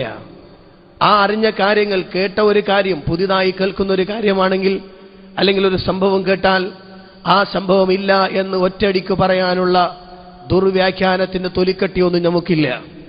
ഇമാമുകൾ അത് പറഞ്ഞിട്ടുണ്ടെങ്കിൽ ആ ഇമാമുകൾ പറഞ്ഞത് ഏതർത്ഥത്തിലാണെന്ന് മനസ്സിലാകാതെ, ഇമാമിന്റെ വാക്കെന്താണെന്ന് വ്യക്തമായി പരിശോധിക്കാതെ മറുപടി പറഞ്ഞുകൊണ്ട് ഇമാമുകളെ മുഴുവനും തള്ളിക്കളയാനും അത്തരമൊരു വലിയ അപകടത്തിലേക്ക് എത്തിച്ചേരുന്ന പ്രവണത നമുക്കേവർക്കുമില്ല. ഈയുള്ളവനാവട്ടെ എല്ലാം തികഞ്ഞൊരു പണ്ഡിതനാണെന്നോ അല്ലെങ്കിൽ അത്തരമൊരു നാട്യമൊന്നും എനിക്കില്ല. അറിയുന്നതാണെങ്കിൽ മറുപടി പറയും, അറിയാത്തതാണെങ്കിൽ ആ വിഷയം പരിശോധിക്കാതെ മറുപടി പറയാൻ പറ്റുകയില്ല. അതുകൊണ്ടാണ് ഈ ആയത്തും ഇമാം മുസ്ലിമിന്റെ ഹദീസും ദുർവ്യാഖ്യാനം ചെയ്ത സന്ദർഭത്തിൽ അത് ദുർവ്യാഖ്യാനമാണെന്ന് സാധാരണ അത് പ്രവാചകൻ സല്ലല്ലാഹു അലൈഹി വസല്ലം പറഞ്ഞത് അപ്രകാരമാവുകയില്ല എന്ന് പറയുകയല്ലാതെ അതങ്ങനെ ഇല്ല എന്ന് പറയാൻ ഞാൻ സമയം മെനക്കെടുത്താത്തതിന്റെ കാരണം അതാണ്. അതുകൊണ്ട് ഞങ്ങൾക്ക് ചോദിക്കാനുള്ള മുജാഹിദികളുടെ ഒറ്റ ചോദ്യം, വാദപ്രതിവാദത്തിന് ഞങ്ങളോട് തയ്യാറാകുന്നുണ്ടെങ്കിൽ ഞങ്ങൾ ഏത് ആയത്ത് ഉദ്ധരിക്കും, ഏത് ഹദീസും പറയും. ഞങ്ങൾ പറയുന്നതിന് അപ്പോൾ തന്നെ മറുപടി പറയാനും സംവദിക്കാനും പറ്റിയ ഒരാൺകുട്ടി മുജാഹിദ് പ്രസ്ഥാനത്തിനുണ്ടോ എന്നാണ് ഞങ്ങൾക്കറിയേണ്ടത്. അതിന്റെ മറുപടിയാ കിട്ടേണ്ടത്. എല്ലാം കഴിഞ്ഞിട്ട് പിന്നെ പറഞ്ഞാ മറുപടി, അതിന് സംവാദം വേണോ? എനിക്ക് മറുപടി ഉണ്ടോ? അടുത്ത സംവാദത്തിന് വ്യവസ്ഥ എഴുതിക്കോ. അപ്പൊ ഒരു മൗലവി എന്നെ വിളിച്ചു പറയാ, നിങ്ങൾ ആദ്യം തന്നെ പറഞ്ഞു തരണം നിങ്ങൾ ഏത് ആയത്താ ഓതുക. അത് അടുക്കളയിൽ പോയി പറഞ്ഞാൽ മതി. 6666 ആയത്ത് ഞങ്ങൾ തെളിവാ, എല്ലാ ഹദീസും ഞങ്ങൾ തെളിവാ. അതെങ്ങനെ വരും നിങ്ങൾക്ക് സംവാദത്തിന് മാത്രമേ അറിയാൻ കഴിയുള്ളൂ. പിന്നെ ഞാൻ എല്ലാം തികഞ്ഞ പണ്ഡിതനാണെന്ന് എനിക്ക് വാദല്ല എങ്കിൽ പിന്നെ കഴിയാത്ത പണിക്ക് നിൽക്കരുത്. മനസ്സിലായോ? അത് ഞങ്ങളെ കഴിവല്ല, അത് ഞങ്ങളുടെ ഉസ്താദുമാരുടെ പവറാ. ഞാൻ വാദപ്രതിവാദത്തിന് സമ്മതം ചോദിക്കാൻ താജുൽ ഉലമയുടെ പിന്നെ അവിടത്തെ സന്നിധിയിലെത്തിയപ്പോ എന്നോട് പറഞ്ഞു, വാദപ്രതിവാദമോ ധൈര്യമായി പോയിക്കോളൂ, അത് വിജയിച്ചടാ, അല്ലാഹുവിനെ അല്ലാതെ ഒരാളെയും ഭയപ്പെടരുത് എന്നോട് പറഞ്ഞ ഉപദേശം താജുൽ ഉലമ സയ്യിദ് അവറുകൾ. എന്നിട്ട് എന്നോട് പറഞ്ഞു, ധൈര്യമായി പോയിക്കോ, മുന്നിലും പിന്നിലും ഞാൻ അവിടെ ഉണ്ടാകും, ധൈര്യമായി പോയിക്കോ എന്ന് പറയാൻ ചങ്കൂറ്റമുള്ള ഒരു നേതാവ് ഇന്ന് ഭൂലോകത്തുണ്ടെങ്കിൽ അത് മഹാനായ താജുൽ ഉലമയാണെന്ന് മറക്കണ്ട സഹോദരങ്ങളെ. അതാണ് ഞങ്ങളുടെ വിജയം, ഞങ്ങളെ ആലിമീങ്ങൾ. സംവാദം മസ്കത്തിൽ നടക്കുമ്പോ സംവാദം തുടക്കുന്നതിന് മുമ്പ് ഉസ്താദ് വിളിക്കുന്നു, ഉസ്താദ്. സംവാദം കഴിഞ്ഞ് 3-3:30 സമയത്ത് ഇവിടെ എല്ലാവരും കൂർക്കം വലിച്ചുറങ്ങുമ്പോ അങ്ങ് മസ്കത്തിലേക്ക് വിളിച്ച് ആശീർവദിക്കാനും ദുആ ചെയ്യാനും സമയം കണ്ടെത്തിയ നേതാവാണ് ഖമറുൽ ഉലമ ഉസ്താദ് അവറുകൾ. മനസ്സിലായോ നിങ്ങൾക്ക്? അതാ ഇനി ഞങ്ങൾക്ക് ചോദിക്കാനുള്ളതാണ്. ഞങ്ങൾ എന്തു ഹദീസ് പറഞ്ഞാലും ആയത്ത് പറഞ്ഞാലും അപ്പൊ തന്നെ കണ്ടിക്കണം. പൂരം കഴിഞ്ഞിട്ട് വെടിപൊട്ടിച്ചിട്ട് ഒരു കാര്യമില്ല. അത് അടുത്ത പൂരം വരുമ്പോ ഇനി പൊട്ടിക്കാം. അതിന് തയ്യാറായി വാ. നിങ്ങൾ ഏത് ഹദീസ് ഉദ്ധരിച്ചോ ഞങ്ങൾ മറുപടി പറയും. നിങ്ങൾ ഏതാ ഉദ്ധരിക്കാന്ന് ഞങ്ങൾക്ക് അറിയാം. നിങ്ങൾ അതിന്റെ അപ്പുറത്ത് നിങ്ങൾ പോല. നിങ്ങൾ 0 പോയിന്റിലാന്ന് ഞങ്ങൾക്ക് അറിയാം. അതുകൊണ്ടാണ് ഞങ്ങൾ ഉഷാറായിട്ടല്ല, നിങ്ങൾ എവിടെയെന്ന് ഞങ്ങൾക്ക് അറിയാലോ. അപ്പൊ അതാ ഞങ്ങളെ വെല്ലുവിളി. ലോകത്ത് ഏതെങ്കിലും ഒരു മൗലവി അപ്പോൾ തന്നെ മറുപടി പറയാൻ പറ്റുന്ന രൂപത്തിലുണ്ടെങ്കിൽ അടുത്ത വാദപ്രതിവാദത്തിന് വ്യവസ്ഥ എഴുതാവുന്നതാണ്. അത് സക്കരിയ ആയാലും കുഴപ്പമില്ല, ഇനി സാക്ഷാൽ ദജ്ജാൽ ആയാലും കുഴപ്പമില്ല, എല്ലാം റെഡിയാ. ഇതിനൊക്കെ നമ്മൾ അഭിനന്ദനങ്ങൾ അറിയിക്കേണ്ടതായിരിക്കാം ജിന്നുകൾക്ക്. അതങ്ങനെ തന്നെയാണ്, ജിന്നുകളാണ് ഇവരെ ഈ കോലത്തിലെത്തിച്ചത്. അതല്ലേ ബദരീങ്ങളെ വിളിച്ചപ്പോ, വഹിയുദ്ദീൻ ശൈഖിനെ വിളിച്ചപ്പോ നമ്മളെ പരിഹസിച്ച മൗലവിമാർ ഒടുവിൽ എവിടെ എത്തി? സക്കരിയ സലായി ഒന്നിന് വന്ന് പറഞ്ഞുതരും, മൗലവി പുഴയിൽ വീണ് വിളിക്കല്ലേ ജിന്നെ, ഇഫരീത്തെ എന്നെ രക്ഷിക്കണേ. അത് ശിർക്കല്ല എന്നാ മൗലവിന്റെ വാദം. പക്ഷെ ഒരു ഷർത്തുണ്ട് കേട്ടോ, പുഴയിൽ വീണ മൗലവി ജിന്നിനെ വിളിക്കുന്നത് ശിർക്കാകാതിരിക്കാൻ റേഞ്ചിന്റെ പരിധിയിൽപ്പെട്ട ജിന്നിനെ വിളിക്കണം, അല്ലെങ്കിൽ ശിർക്കായി പോകും. ഹയ്യും ഖാദിറും ഹാദിറുമായ ജിന്നിനെ വിളിച്ചാൽ അത് റാത്തീബല്ലത്, ജീവിച്ചിരിക്കും. എന്റെ ഷർത്താ ജിന്നിനെ വിളിക്കാനുള്ള. ഇപ്പൊ പറയുന്നത് മുസ്ലിമായ ജിന്നാകണം. അപ്പൊ പുഴയിൽ വീണ മൗലവി ആദ്യം ജിന്നിനോട് ചോദിക്കണം, ജിന്നെ പേര് പറയൂ. അപ്പൊ സക്കരിയ സലാഹി, ഇതാണ് എന്റെ പേര്. ജിന്ന് പറഞ്ഞു. അപ്പൊ ബാലുശ്ശേരി പറയാണ്, എന്നാ എന്ന് എന്നെ ഒന്ന് സഹായിക്കണേ. നോക്ക് നിങ്ങൾ ഇവരുടെ ഒരു കോലം. ജിന്നിനെ വിളിച്ചാൽ ശരിക്കല്ലെന്ന് പറയുന്ന സക്കരിയ സലായി നിങ്ങൾ കണ്ടോളൂ അല്ലേ? ഇപ്പൊ നിങ്ങൾ നോക്കൂ, പുഴയിൽ വീണ ഒരാളെ സംബന്ധിച്ച് നമ്മൾ പറഞ്ഞു അള്ളാഹുവേ രക്ഷിക്കണേ എന്നാ പറയേണ്ടത്. അപ്പൊ ഈ അനസ് മുസ്ലിയാരുടെ ഈ പ്രസംഗം കേട്ടിട്ട് ഒരാളൊരു കുസൃതി ചോദ്യം ചോദിച്ചു. മനുഷ്യരാരും കാണുന്നില്ല കരയിൽ. അപ്പൊ എന്റെ ശബ്ദം കേൾക്കുന്ന ഒരു ജിന്നോ ഒരു മലക്കോ ഇവിടെ ഉണ്ടെന്ന് വിചാരത്തിൽ ഒരാൾ ചോദിച്ചാലോ? നമ്മൾ പറഞ്ഞു പാടില്ല, ഹറാമാണ്, നബി പഠിപ്പിച്ചിട്ടില്ല, അത് ശിർക്കിലേക്കുള്ള വസീലയാണ്. ശിർക്കാവോ? പിന്നെയും ചോദിക്കാം. പാടില്ല എന്നുകൊണ്ട് വിടുന്നില്ല, ശിർക്കിലേക്കുള്ള വസീലായിട്ടും വിടുന്നില്ല, പാടുണ്ട്. ഈ പ്രസംഗം കേട്ടിട്ട് ചോദിക്കണതാണ്, ഇയാളുടെ ജിയാദി പ്രസംഗം കേട്ട് ജായിസാണ്, തെറ്റല്ല, കുറ്റല്ല. അപ്പൊ നമ്മൾ ഹറാമെന്നുണ്ട്. അപ്പൊ ശിർക്കാണോ? ശിർക്കാന്ന് പറയാൻ പറ്റൂല. അയാൾ ഇസ്ലാമെന്ന് പുറത്തു പോണ ശിർക്ക് ചെയ്തു എന്ന് പറയാൻ പറ്റൂല. കണ്ടോ, ശിർക്കാന്ന് പറയണില്ല. അയാൾ മരിച്ച മുശിരിക്കായി മരിച്ചു എന്നായി പറയണതേ. അത് പറയാൻ പറ്റുമോ? കാരണം അയാളെ മനസ്സിലെന്താ, ഈ കരയിലുള്ള ജിന്നോ മലക്കോ എൻ്റെ ഒച്ച കേൾക്കുന്നുണ്ടെങ്കിൽ അവർ സഹായിക്കട്ടെ എന്നാ. അപ്പൊ പ്രാർത്ഥന അയാളെ മനസ്സിൽ വരുന്നില്ല. അതുകൊണ്ട് ശിർക്കില്ല എന്ന് പറഞ്ഞു, സൂക്ഷ്മമായി പറഞ്ഞതാ. സുഹൃത്തെ, ശിർക്ക് കുഫ്ർ എന്നൊക്കെ പറഞ്ഞ അള്ളാന്റെ ഹുക്കുമാണത്. അത് പറയണമെങ്കിൽ അള്ളാഹുവോ റസൂലോ നസ്സായിട്ട് പറയണം. അല്ലാത്തത് പറഞ്ഞാൽ നമ്മൾ പടച്ചോന്റെ ഹുക്കുമിൽ കൈകടത്തിയവരാകും, കുറ്റക്കാരാകും. വലാ തഖൂലൂ ലിമാ തസിഫു അൽസിനതുകുമുൽ കദിബ ഹാദാ ഹലാലുൻ വഹാദാ ഹറാം. നിങ്ങളുടെ നാവുകൾക്ക് തോന്നുന്നതനുസരിച്ച് ഇത് ഹലാൽ ഇത് ഹറാം എന്ന് നിങ്ങൾ പറയാൻ പാടില്ല. എത്ര നല്ല പ്രസംഗം! ഇതല്ലേ ഞങ്ങളും പറഞ്ഞത്. കുഫറും ശിർക്കും അതൊക്കെ പറയണമെങ്കിൽ അല്ലാഹ് പറയണം, ഇല്ലെങ്കിൽ റസൂൽ സ്വല്ലല്ലാഹു അലൈഹി വസല്ലം പറയണം. ഔലിയാക്കളെ വിളിച്ചാൽ ശിർക്കാണെന്ന് അല്ലാഹ് പറഞ്ഞിട്ടുണ്ടോ? ഉസ്താദേ ഉണ്ട്. അവരെ വിളിച്ചാൽ അഥവാ മരിച്ചോലെ, അഥവാ എന്നുള്ളത് എന്റെ വകയാണ് മൗലവി. അല്ലാഹുവിന്റെ ഔലിയാക്കളെ വിളിച്ചാൽ അത് ശിർക്കാണെന്ന ആയത്തെവിടെ? ലോകത്ത് അങ്ങനെ ഒരു ആയത്തില്ല, ഹദീസുമില്ല. അപ്പൊ നമ്മൾ മുജാഹിദീങ്ങൾ ഒരു കാര്യത്തിലേക്ക് വ്യത്യാസമുള്ളൂ. അതെന്താ? നമ്മൾ ഔലിയാക്കളോട് ഒരു ജിന്നുകളോട് അത്ര വ്യത്യാസം. അതുകൊണ്ടാണല്ലോ കുന്നുകരയിൽ വെച്ച് മുജാഹിദുകളോട് വാദപ്രതിവാദത്തിന്റെ കരാർ എഴുതിയപ്പോ നമ്മൾ ചോദിച്ചില്ലേ, സക്കരിയ ടീമിനേറ്റ് ആദ്യം കിട്ടിയത് നമ്മളെ കുന്നുകരയിൽ വെച്ചാ ചോദിച്ചില്ലേ? നമ്മൾ പറയണം മൗലവിമാരെ. ആ ഭാഗം ഒന്ന് എടുക്ക്. കുന്നുകര വാദപ്രതിവാദത്തിന്റെ വ്യവസ്ഥയുടെ ആ ഒരു ഭാഗം നിങ്ങൾ കണ്ടോ? ഡബ്ബാദാരിമി അടക്കമുള്ള മുജാഹിദ് നേതാക്കളെ അപ്പുറത്തിരുത്തിയിട്ട് നമ്മൾ 2 ബുക്കും വായിച്ചു കൊടുത്തു. ജിന്നിനോട് തേടൽ ശിർക്കാണെന്ന് പറഞ്ഞ ആദ്യകാലത്തെ ബുക്ക്, ശിർക്കല്ല എന്ന് പറഞ്ഞ പുതിയ ബുക്ക്. 2 ബുക്കും എടുത്തിട്ട് ചോദിച്ചു, എങ്ങനെയാണോ തൗഹീദ് മാറൽ? തൗഹീദ് ഇങ്ങനെ മാറി മറിയലാണോ? കുന്നുകര സംവാദത്തിന്റെ പ്രസക്തമായ ഒരു ഭാഗം നിങ്ങൾ കേട്ടോളൂ. എന്താ പറഞ്ഞോ, പഠിച്ചോളൂ. അബ്ദുൽ സല്ലമി പറഞ്ഞത്, എങ്ങനെ സഹായിക്കുമെന്നറിയാതെയുള്ള സഹായം ശിർക്ക്. നിങ്ങളുടെ ഇസ്ലാഹിൽ പറഞ്ഞതോ ജബ്ബാർ മൗലവി പറയുകയാണ്, കേട്ടോളൂ. മറഞ്ഞ വഴി എന്നാൽ നമുക്ക് കാണാൻ കഴിയാത്തത്, എങ്ങനെയാണെന്ന് നമുക്കറിയാത്തത് തുടങ്ങിയവയാണെന്ന് ഈ ലേഖകൻ മനസ്സിലാക്കിയിട്ടില്ല. അപ്പോ നിങ്ങളുടെ അബ്ദുൽ സല്ലമി പറയുന്നു, എങ്ങനെയാണെന്ന് അറിയാതെയുള്ള സഹായം ശിർക്കാണ്. ജബ്ബാർ പറയുന്നു, ജബ്ബാർ മൗലവി പറയുന്നു, ഇസ്ലാഹ് മാസിക ജൂൺ 2009 അങ്ങനെയാണെന്ന് എനിക്ക് വാദമില്ല. രണ്ടുങ്ങളെ ഗ്രൂപ്പിന്റെ നേതാക്കളാണ്. ചോദിക്കട്ടെ, നിങ്ങളെ തൗഹീദ് തന്നെ തീരുമാനമായിട്ടില്ലെങ്കിൽ നിങ്ങൾ എങ്ങനെ ഞങ്ങളെ തൗഹീദ് പഠിപ്പിക്കും? അവിടെയാ വിഷയം. എങ്ങനെയാ വിഷയം? നിങ്ങളെ തൗഹീദ് പാളീസായി. കാരണം ജിന്നെ രക്ഷിക്കണേ, പുഴയിൽ വീണ മൗലവി വിളിച്ചു പറയുകയാണ്. സർക്കാരെ നേരിടണമെങ്കിൽ ധൈര്യമുണ്ടോ? ഹയ്യും ഖാദിറും ഹാദിറുമായ ഒരു ജിന്നിനെ വിളിച്ചു, ജിന്നേ ശൈത്താനെ ഇഫ്രീത്തെ രക്ഷിക്കണേ എന്ന് പറഞ്ഞാൽ ശിർക്കാന്ന് പറയാൻ ധൈര്യമുള്ള ഒറ്റ കുട്ടികളുണ്ടോ? വെല്ലുവിളിക്കുന്നു. എന്തിനാണോ നിങ്ങളെ പറ്റിയത്?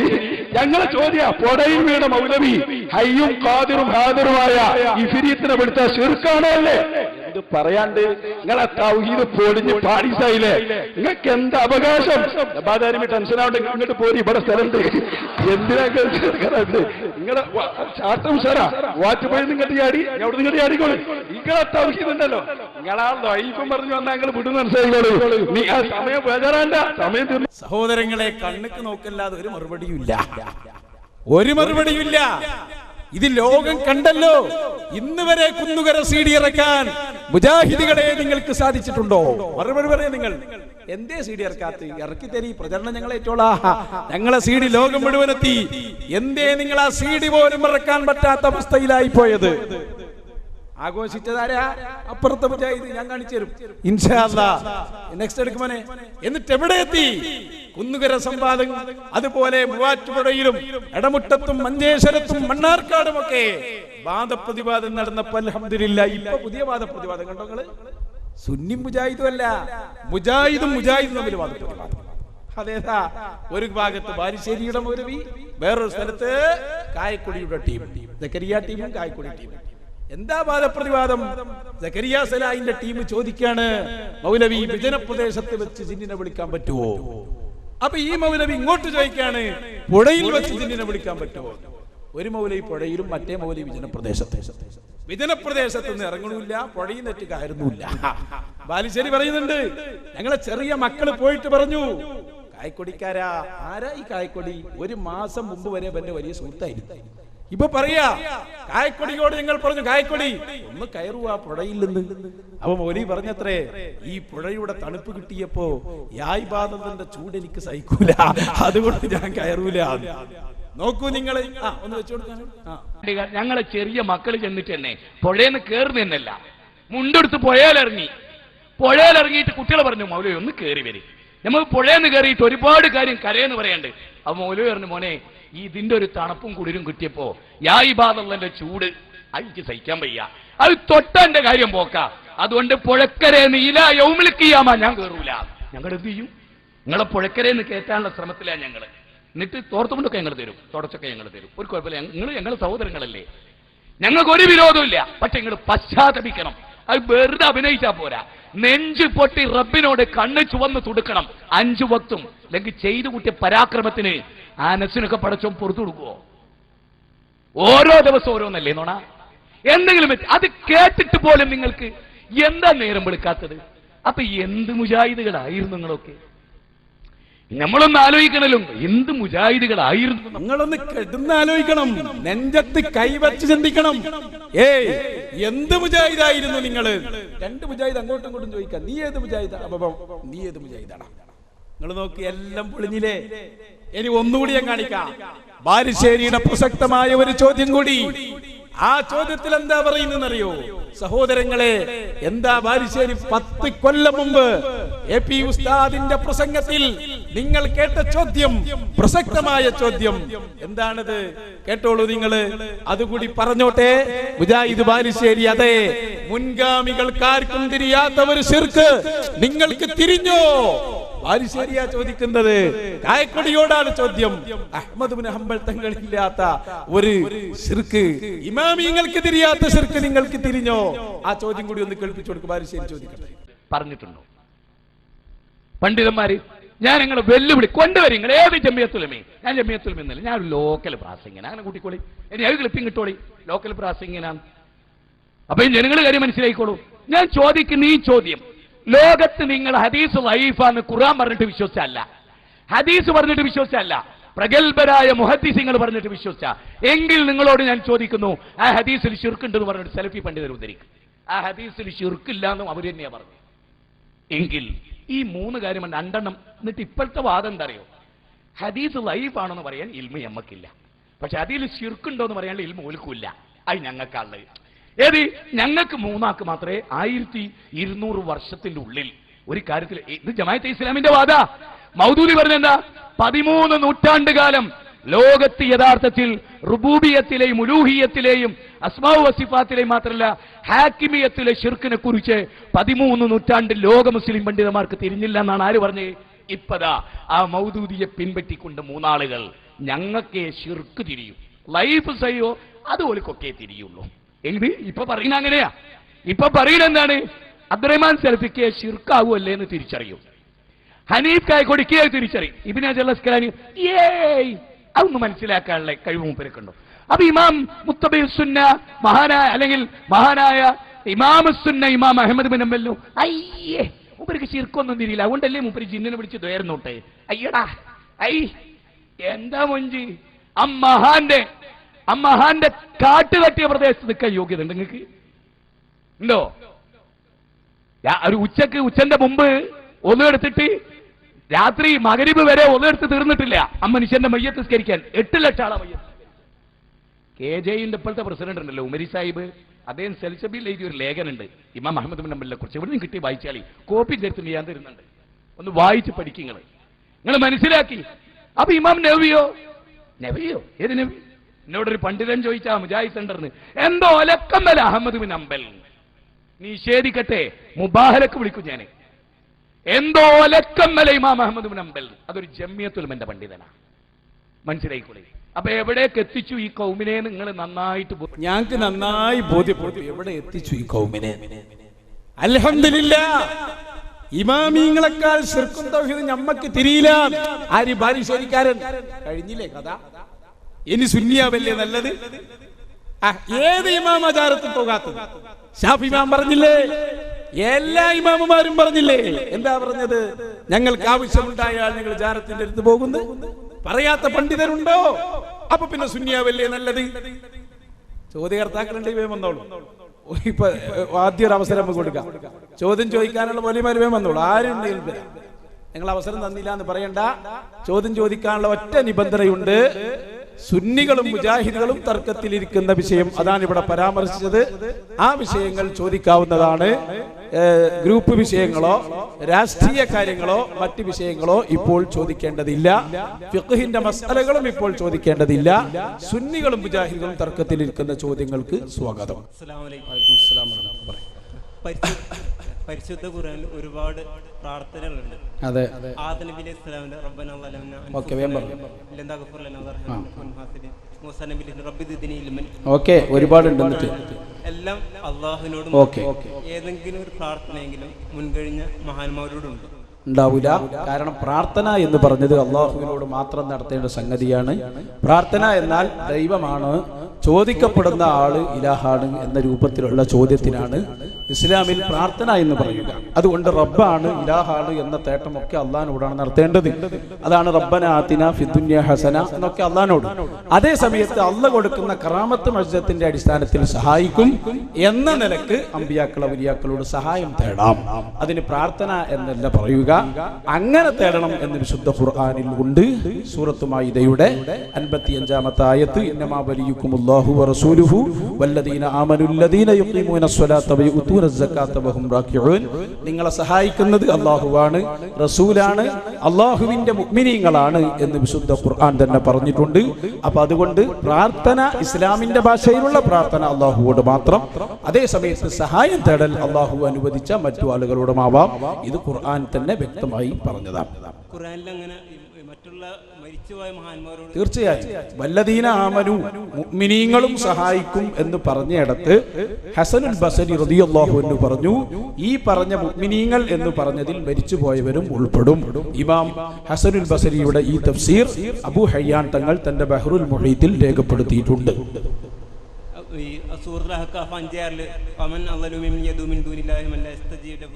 അങ്ങനെ ഒരുപാട് ആയത്തുണ്ട്. അത് മക്കാ മുശ്രിക്കുകൾക്ക് ഇറങ്ങിയതാണ്. അഥവാ അള്ളാഹുവിന്റെ പുറമെ ബിംബങ്ങളെയും അതുപോലെ മറ്റു ആരാധ്യ വസ്തുക്കളെയും ആരാധിച്ചിരുന്ന ഉത്തുബത്ത് ഷൈബത്ത് പോലെയുള്ള ആളുകളെ സംബന്ധിച്ച് പറയുകയും അത്തരം ആരാധിക്കുന്ന ആളുകൾക്ക് ബാധകമായ ആയത്തുകൾ നമ്മൾക്ക് പറയേണ്ടതില്ല. കാരണം നമ്മൾ ഒരിക്കലും അള്ളാഹു അല്ലാത്ത ആരെയും ആരാധിക്കൂല.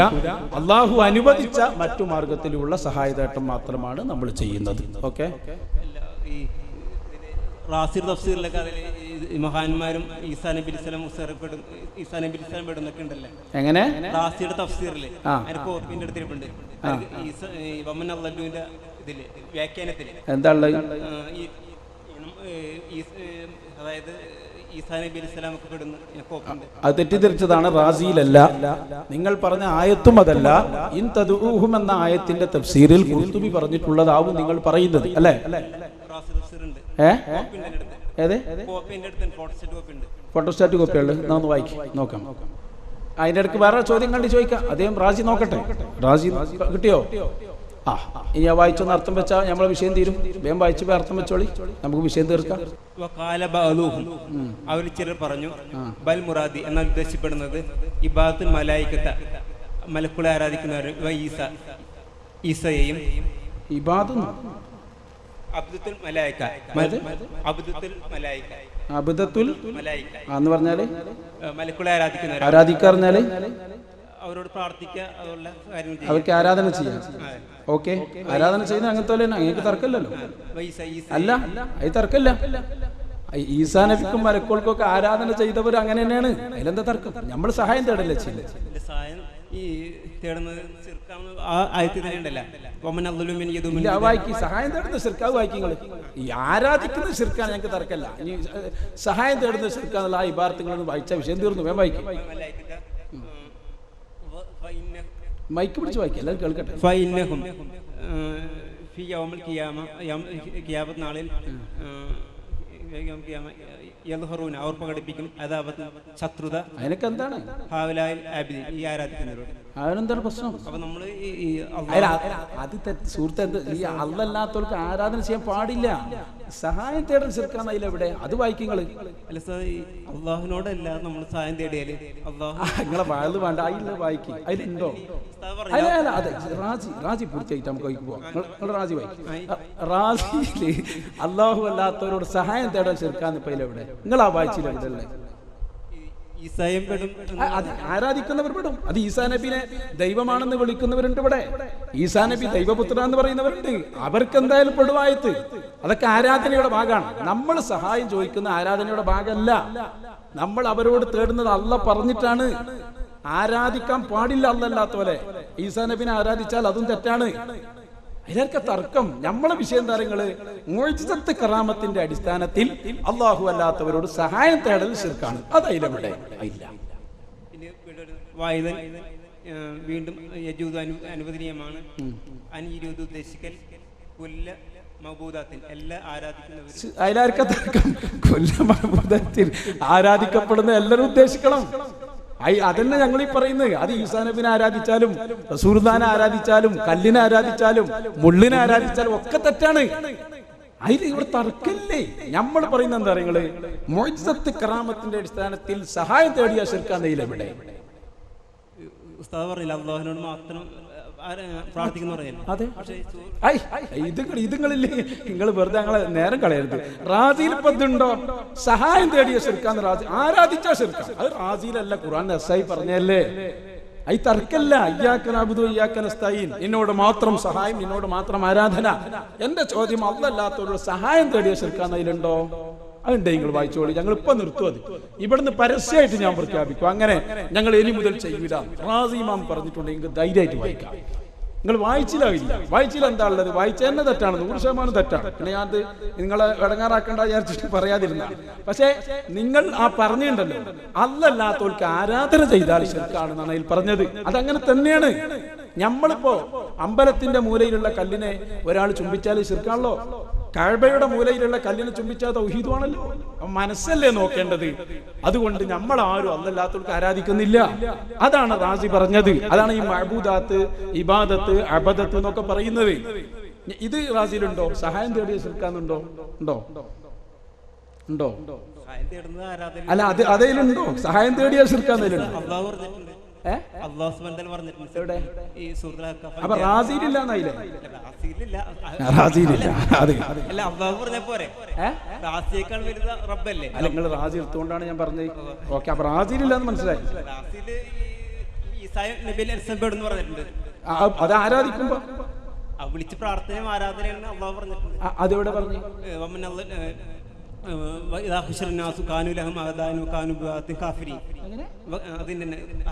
ആറാമത്തെ വാക്യം. ഏതാ ആയത്ത് പറയും?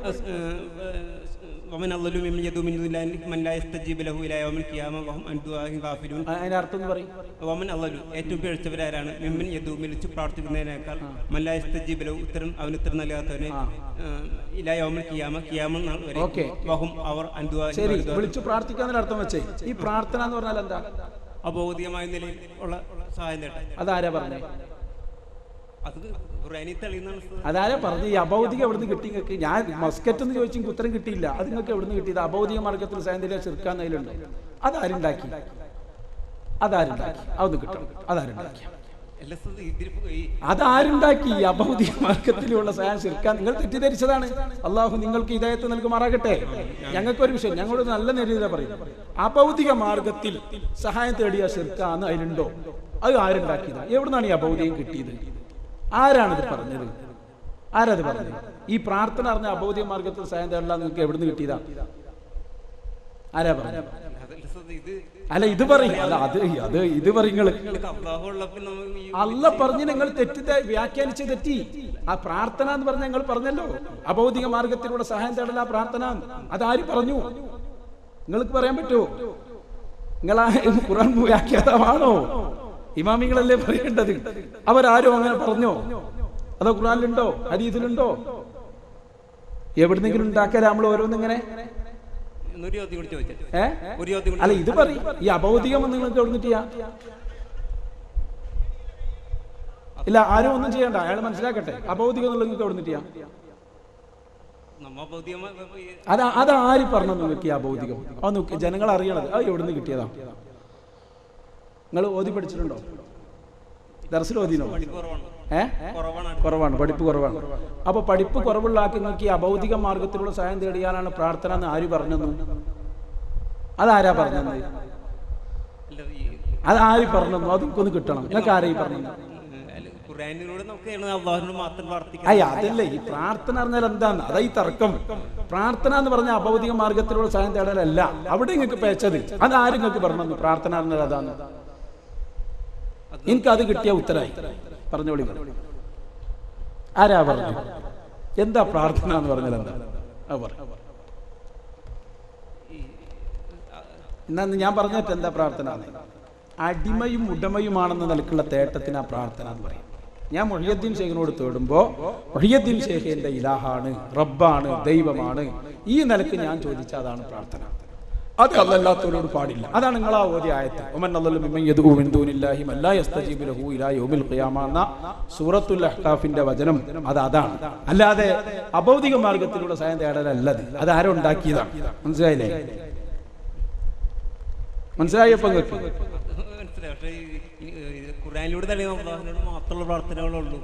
അങ്ങനല്ലേ പ്രാർത്ഥന പറഞ്ഞാൽ എന്താണ് അവിടെ പേച്ചത്? എന്താ പ്രാർത്ഥന എന്ന് പറഞ്ഞാല് ഞാൻ പറഞ്ഞേക്ക് മനസ്സിലായോ? അള്ളാഹു നമ്മളെ ഇലാഹാണ്, അല്ലെങ്കിൽ ചോദിക്കപ്പെടുന്ന ആള് ദൈവമാണ് എന്ന നിലക്കുള്ള ചോദ്യമാണ് പ്രാർത്ഥന. മനസ്സിലാകുന്നുണ്ടോ? അത് അള്ളാഹിനോട് മാത്രമേ പറ്റൂ. അതിനെന്താ തർക്കം? നമ്മളെല്ലാരും അതിനല്ലേ പറയുന്നത്. ഷേഖിനെ ദൈവമെന്നുള്ള നിലക്കല്ല വിളിക്കുന്നത്, അള്ളാഹുവിന്റെ ഒരു വലിയ നിലക്കാണ്. അത് പ്രാർത്ഥന അല്ല. മുൻകാല മഹാന്മാരെ വിളിച്ച് അപ്പൊ ഇത് റാസിയിലോ ആയത്തിലോ അതില്ലാന്ന് ഇപ്പൊ മനസ്സിലായോ? അങ്ങനെ കൊടുത്തിട്ടില്ല. എങ്ങനെ കൊടുത്തിട്ടില്ല? ആരാധന നിലക്ക് കൊടുത്തിട്ടില്ല. അത് നമ്മളും ചെയ്യണില്ല, എങ്കിലും ചെയ്യണില്ല. പക്ഷെ അത് വിളിച്ച് പ്രാർത്ഥിക്കുമ്പോൾ ആരാധന ആവൂല. ആരാധന ആവൂല. ആവുന്നില്ല, നിങ്ങൾ തെറ്റിദ്ധരിച്ചതാണ്. ആരാധന ആവണമെങ്കിൽ ചോദിക്കപ്പെടുന്ന വ്യക്തിയെ കുറിച്ച് ഇലാഹാണെന്നോ ദൈവമാണെന്നോ വിചാരിക്കണം. മനസ്സിലായല്ലോ? മനസ്സിലാകുന്നുണ്ടോ ഞാൻ പറയുന്നത്? അല്ലല്ല, ഞാൻ പറയും. നിങ്ങൾ എന്നോട് തെളിവ് വെച്ചാൽ ഞാൻ പറഞ്ഞു. നിങ്ങൾ റാസിയേറ്റൊക്കെ കാര്യമായിട്ട് വന്നിട്ട് അതിലില്ല, ആരാധിച്ച ശിർക്കാന്ന് അതിലുള്ളത്. അത് ഞങ്ങൾക്ക് തർക്കമില്ലാത്ത വിഷയമാണ്. ഇത് ആരാധനയാണെന്ന് അതിലുണ്ടോ? ഇല്ല.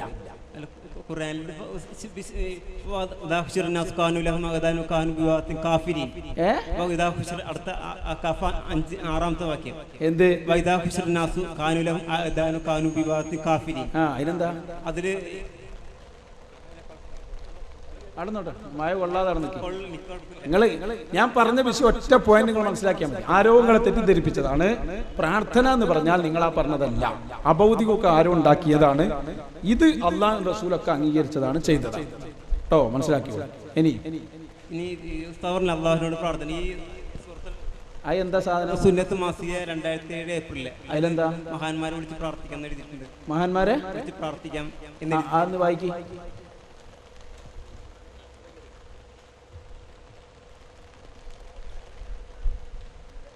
അവൻ പറഞ്ഞു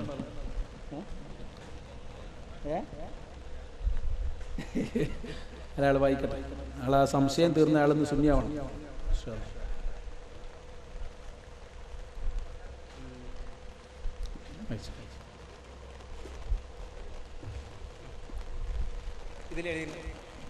പ്രവാചകന്മാരുടെയും മഹാന്മാരുടെയും മഹത്വങ്ങളും ശ്രേഷ്ഠതയും പ്രതിപാദിക്കുന്ന മൗലൂദുകൾ പാരായണം ചെയ്യലും മൗലൂദ് സദസ്സുകൾ സംഘടിപ്പിക്കലും അവരെ വിളിച്ച് പ്രാർത്ഥിക്കലും ബിദ്അത്തല്ല എന്നും ഇസ്ലാമിക നിയമവ്യവസ്ഥകളിൽ അനുവദിക്കപ്പെട്ട കാര്യങ്ങളാണ് മൗലൂദ് പാരായണം. ഇതിനെ വ്യക്തമാണ്.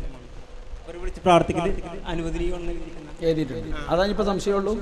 ഉസ്താദ് പറഞ്ഞ അള്ളാഹുവിനോട് പ്രാർത്ഥന എന്ന് ഉണ്ട്. അത് ഞാൻ പറഞ്ഞു, നിങ്ങൾ ഒന്നുകൂടി മനസ്സിലാക്കിയാൽ മതി.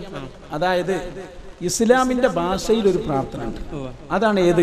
നമ്മൾ അടിമയും ഉടമയാണ് എന്നൊക്കെയുള്ള പ്രാർത്ഥന. അതേ സമയത്ത് ഭാഷാപരമായും ചിലപ്പോൾ പ്രാർത്ഥന എന്ന് പറയും. മലയാള ഭാഷയിൽ പ്രാർത്ഥന പറഞ്ഞാൽ അത്രേ ഉള്ളൂ, സഹായം തേടുക, അതുപോലെ തന്നെ നമ്മളെ യാചിക്കുക, ഇതിനൊക്കെ പ്രാർത്ഥന എന്ന് പറയും. ആ അർത്ഥത്തിലുള്ള പ്രാർത്ഥനയാണ് അവിടെ പറ്റുമെന്ന് പറഞ്ഞു. അപ്പൊ കുഴപ്പമില്ല, ഔലിയാക്കളുടെ അമ്പിയാക്കളോട് നമുക്ക് എന്ത് ചെയ്യാം? സഹായം തേടാം. അതേ സമയത്ത് ഇസ്ലാമിന്റെ ഭാഷയിലുള്ള പ്രാർത്ഥന ആരോട് മാത്രം? അള്ളാഹിനോട് മാത്രം. അതാണ് ഞങ്ങളെ എല്ലാ പ്രസിദ്ധീകരണങ്ങളിലും ആ അർത്ഥത്തിൽ മാത്രമേ അത് പറയൂ. മറ്റേ നമുക്ക് തർക്കമില്ലാത്ത വിഷയമാണ്. മനസ്സിലായോ? അല്ല, അങ്ങനെ ഈ ആരാധനയല്ലാത്ത പ്രാർത്ഥന റസൂലോ സഹാബാക്കളോ ചെയ്തിട്ടുണ്ട്. പ്രാർത്ഥന അല്ല മോനെ, സഹായം തേടൽ. അതിന് നിങ്ങൾ പ്രാർത്ഥന എന്ന് പറഞ്ഞോ, എന്നാലും കുഴപ്പമില്ല. അത് അങ്ങനെ സഹായം തേട്ടം പ്രവാചകനോ സഹാബാക്കളോ ചെയ്തിട്ടുണ്ട്. എല്ലാവരും ചെയ്തിട്ടുണ്ട്. ഒരു തെളിവ് ഞാൻ പറഞ്ഞല്ലോ നിങ്ങളോട്, സ്വഹാബിയായ ആയിഷ ബീവിയോട് ഉമ്മു കുൽസൂം ബി പറഞ്ഞൊരു വാക്കുണ്ടല്ലോ, നിങ്ങൾ ഇനിയും ഇത് ആവർത്തിച്ചാൽ റസൂലുള്ളാഹിന്റെ ഖബറിന്റെ അടുത്ത് പോയി ഞാൻ ഇസ്തിഗാസ ചെയ്യും, ഞാൻ സഹായം തേടും എന്ന് പറഞ്ഞ വാക്കിനെ പോലെ നമുക്ക് അതിന് തെളിവ് മസ്കറ്റ് സംവാദത്തിലും മൂവാറ്റുപുഴയിലൊക്കെ നമ്മൾ ഉദ്ധരിച്ചിട്ടുണ്ട്. മാത്രമല്ല ഈസാ നബി അലൈഹി സ്വലാം അവസാന കാലത്ത് വന്നിട്ട് നബി സല്ലല്ലാഹു അലൈഹി വസല്ലം തങ്ങളുടെ ജാറത്തിന്റെ അടുത്ത് വന്നിട്ട് സഹായം തേടുമെന്ന് നബി തങ്ങൾ പറഞ്ഞിട്ടുണ്ട്. മനസ്സിലായല്ലോ? ഞാൻ പറഞ്ഞ മനസ്സിലാവുന്നുണ്ടോ? ഈസാ നബി അലൈഹി സ്വലാം ഇവിടെ വരും, തർക്കമില്ലല്ലോ. ഈസാ നബി വന്നിട്ട് നേരെ പോകും, റസൂലുള്ളാഹിന്റെ ഖബറിന്റെ അടുത്ത് ചെന്നിട്ട് വിളിക്കും, നബിയെ യാ മുഹമ്മദു യാ റസൂലല്ലാഹ് എന്ന് വിളിക്കും. വഫാത്തായ നബിയെ സഹായത്തിന് വിളിക്കുകയാണ്. ആ വിളിക്ക് ഞാൻ ഉത്തരവും ചെയ്യുന്നു സയ്യിദുനാ റസൂലുള്ളാഹി സ്വല്ലല്ലാഹു അലൈഹി വസല്ലം. അപ്പൊ ഈസാ നബി വിളിക്കുമെന്ന് റസൂല പറയാണ്. ഇനിയിപ്പോ ശിർക്കാവൂല നിങ്ങൾക്ക് ഉറപ്പായില്ലേ? ഉറപ്പാക്കണം. ഉറപ്പാന്ന് പറയണം. എല്ലാവരും ഈ മഴത്ത് ഇത്രയും ബുദ്ധിമുട്ടി കേൾക്കാണ്. ശിർക്കല്ലാന്ന് ഉറപ്പായില്ലേ ഇപ്പൊ നിങ്ങൾക്ക്?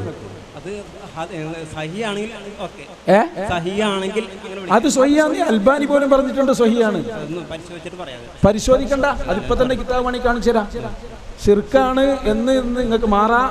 അൽബാനി മാത്രല്ല, ഇബ്നു ഹാഫിദ് ഹൈസമി പോലും സ്വഹിയാക്കിയ ഹദീസാണ്. ഇബ്നു അബൂ യഅലയാണ് ഇത് ഉദ്ധരിച്ചത്. മനസ്സിലായല്ലോ? അല്ലെ, പരിശോധിക്കേണ്ട ആവശ്യം ഇല്ല. റസൂലുള്ളാഹി തങ്ങൾ നേരിട്ട് പറഞ്ഞതാണ്. ഉന്നത്തേരി സംവാദങ്ങൾ കണ്ടിട്ടുണ്ടോ? കുറച്ച് പോരാ, മുഴുവൻ കേൾക്കണം. അതിലത് നമ്മൾ സമർത്ഥിച്ചിട്ടുണ്ട്. അതിന്റെ ക്ലിപ്പല്ല നമ്മുടെ മഴ ആയി പോയതുകൊണ്ടാണ്. അല്ലെങ്കിൽ സ്വഹിയാണ്, ബാക്കൊക്കെ നിങ്ങൾക്ക് കാണിച്ചിരുന്നു. അപ്പൊ നിങ്ങൾക്കത് ബോധ്യപ്പെട്ടല്ലോ. സ്വഹിയാണ് എന്ന് അൽബാനി വരെ പറഞ്ഞിട്ടുണ്ട്. പക്ഷെ ഖുർആനിലൊക്കെ അല്ലാഹുവിനോട് പ്രാർത്ഥന പാടുള്ളൂ. ഇനിയും പറയും പ്രാർത്ഥന അല്ലാഹുവിനോടെ ഉണ്ടാവുള്ളൂ. കാരണം പ്രാർത്ഥന എന്ന് പറഞ്ഞാൽ എന്താ? അടിമയും ഉടമയുമാണെന്ന തേട്ടം, ഇസ്ലാമിന്റെ ഭാഷയിലെ തേട്ടം. അത് അല്ലാഹുവിനോട്. സഹായ തേട്ടം ഔലിയാക്കൾ അമ്പിയാക്കളോട്. അതാണ് ഈസാ നബി വന്നിട്ട് റസൂലുള്ളാഹിന്റെ അടുത്ത് വന്നിട്ട് സഹായം തേടുന്നത്. അത് പ്രാർത്ഥന അല്ലാത്തത് കൊണ്ടാണ്. ഇനി ഭാഷാപരമായി ചിലപ്പോൾ പ്രാർത്ഥന എന്ന് പറയും. മനസ്സിലായല്ലോ? അറബി അധ്യാപകനാണ്.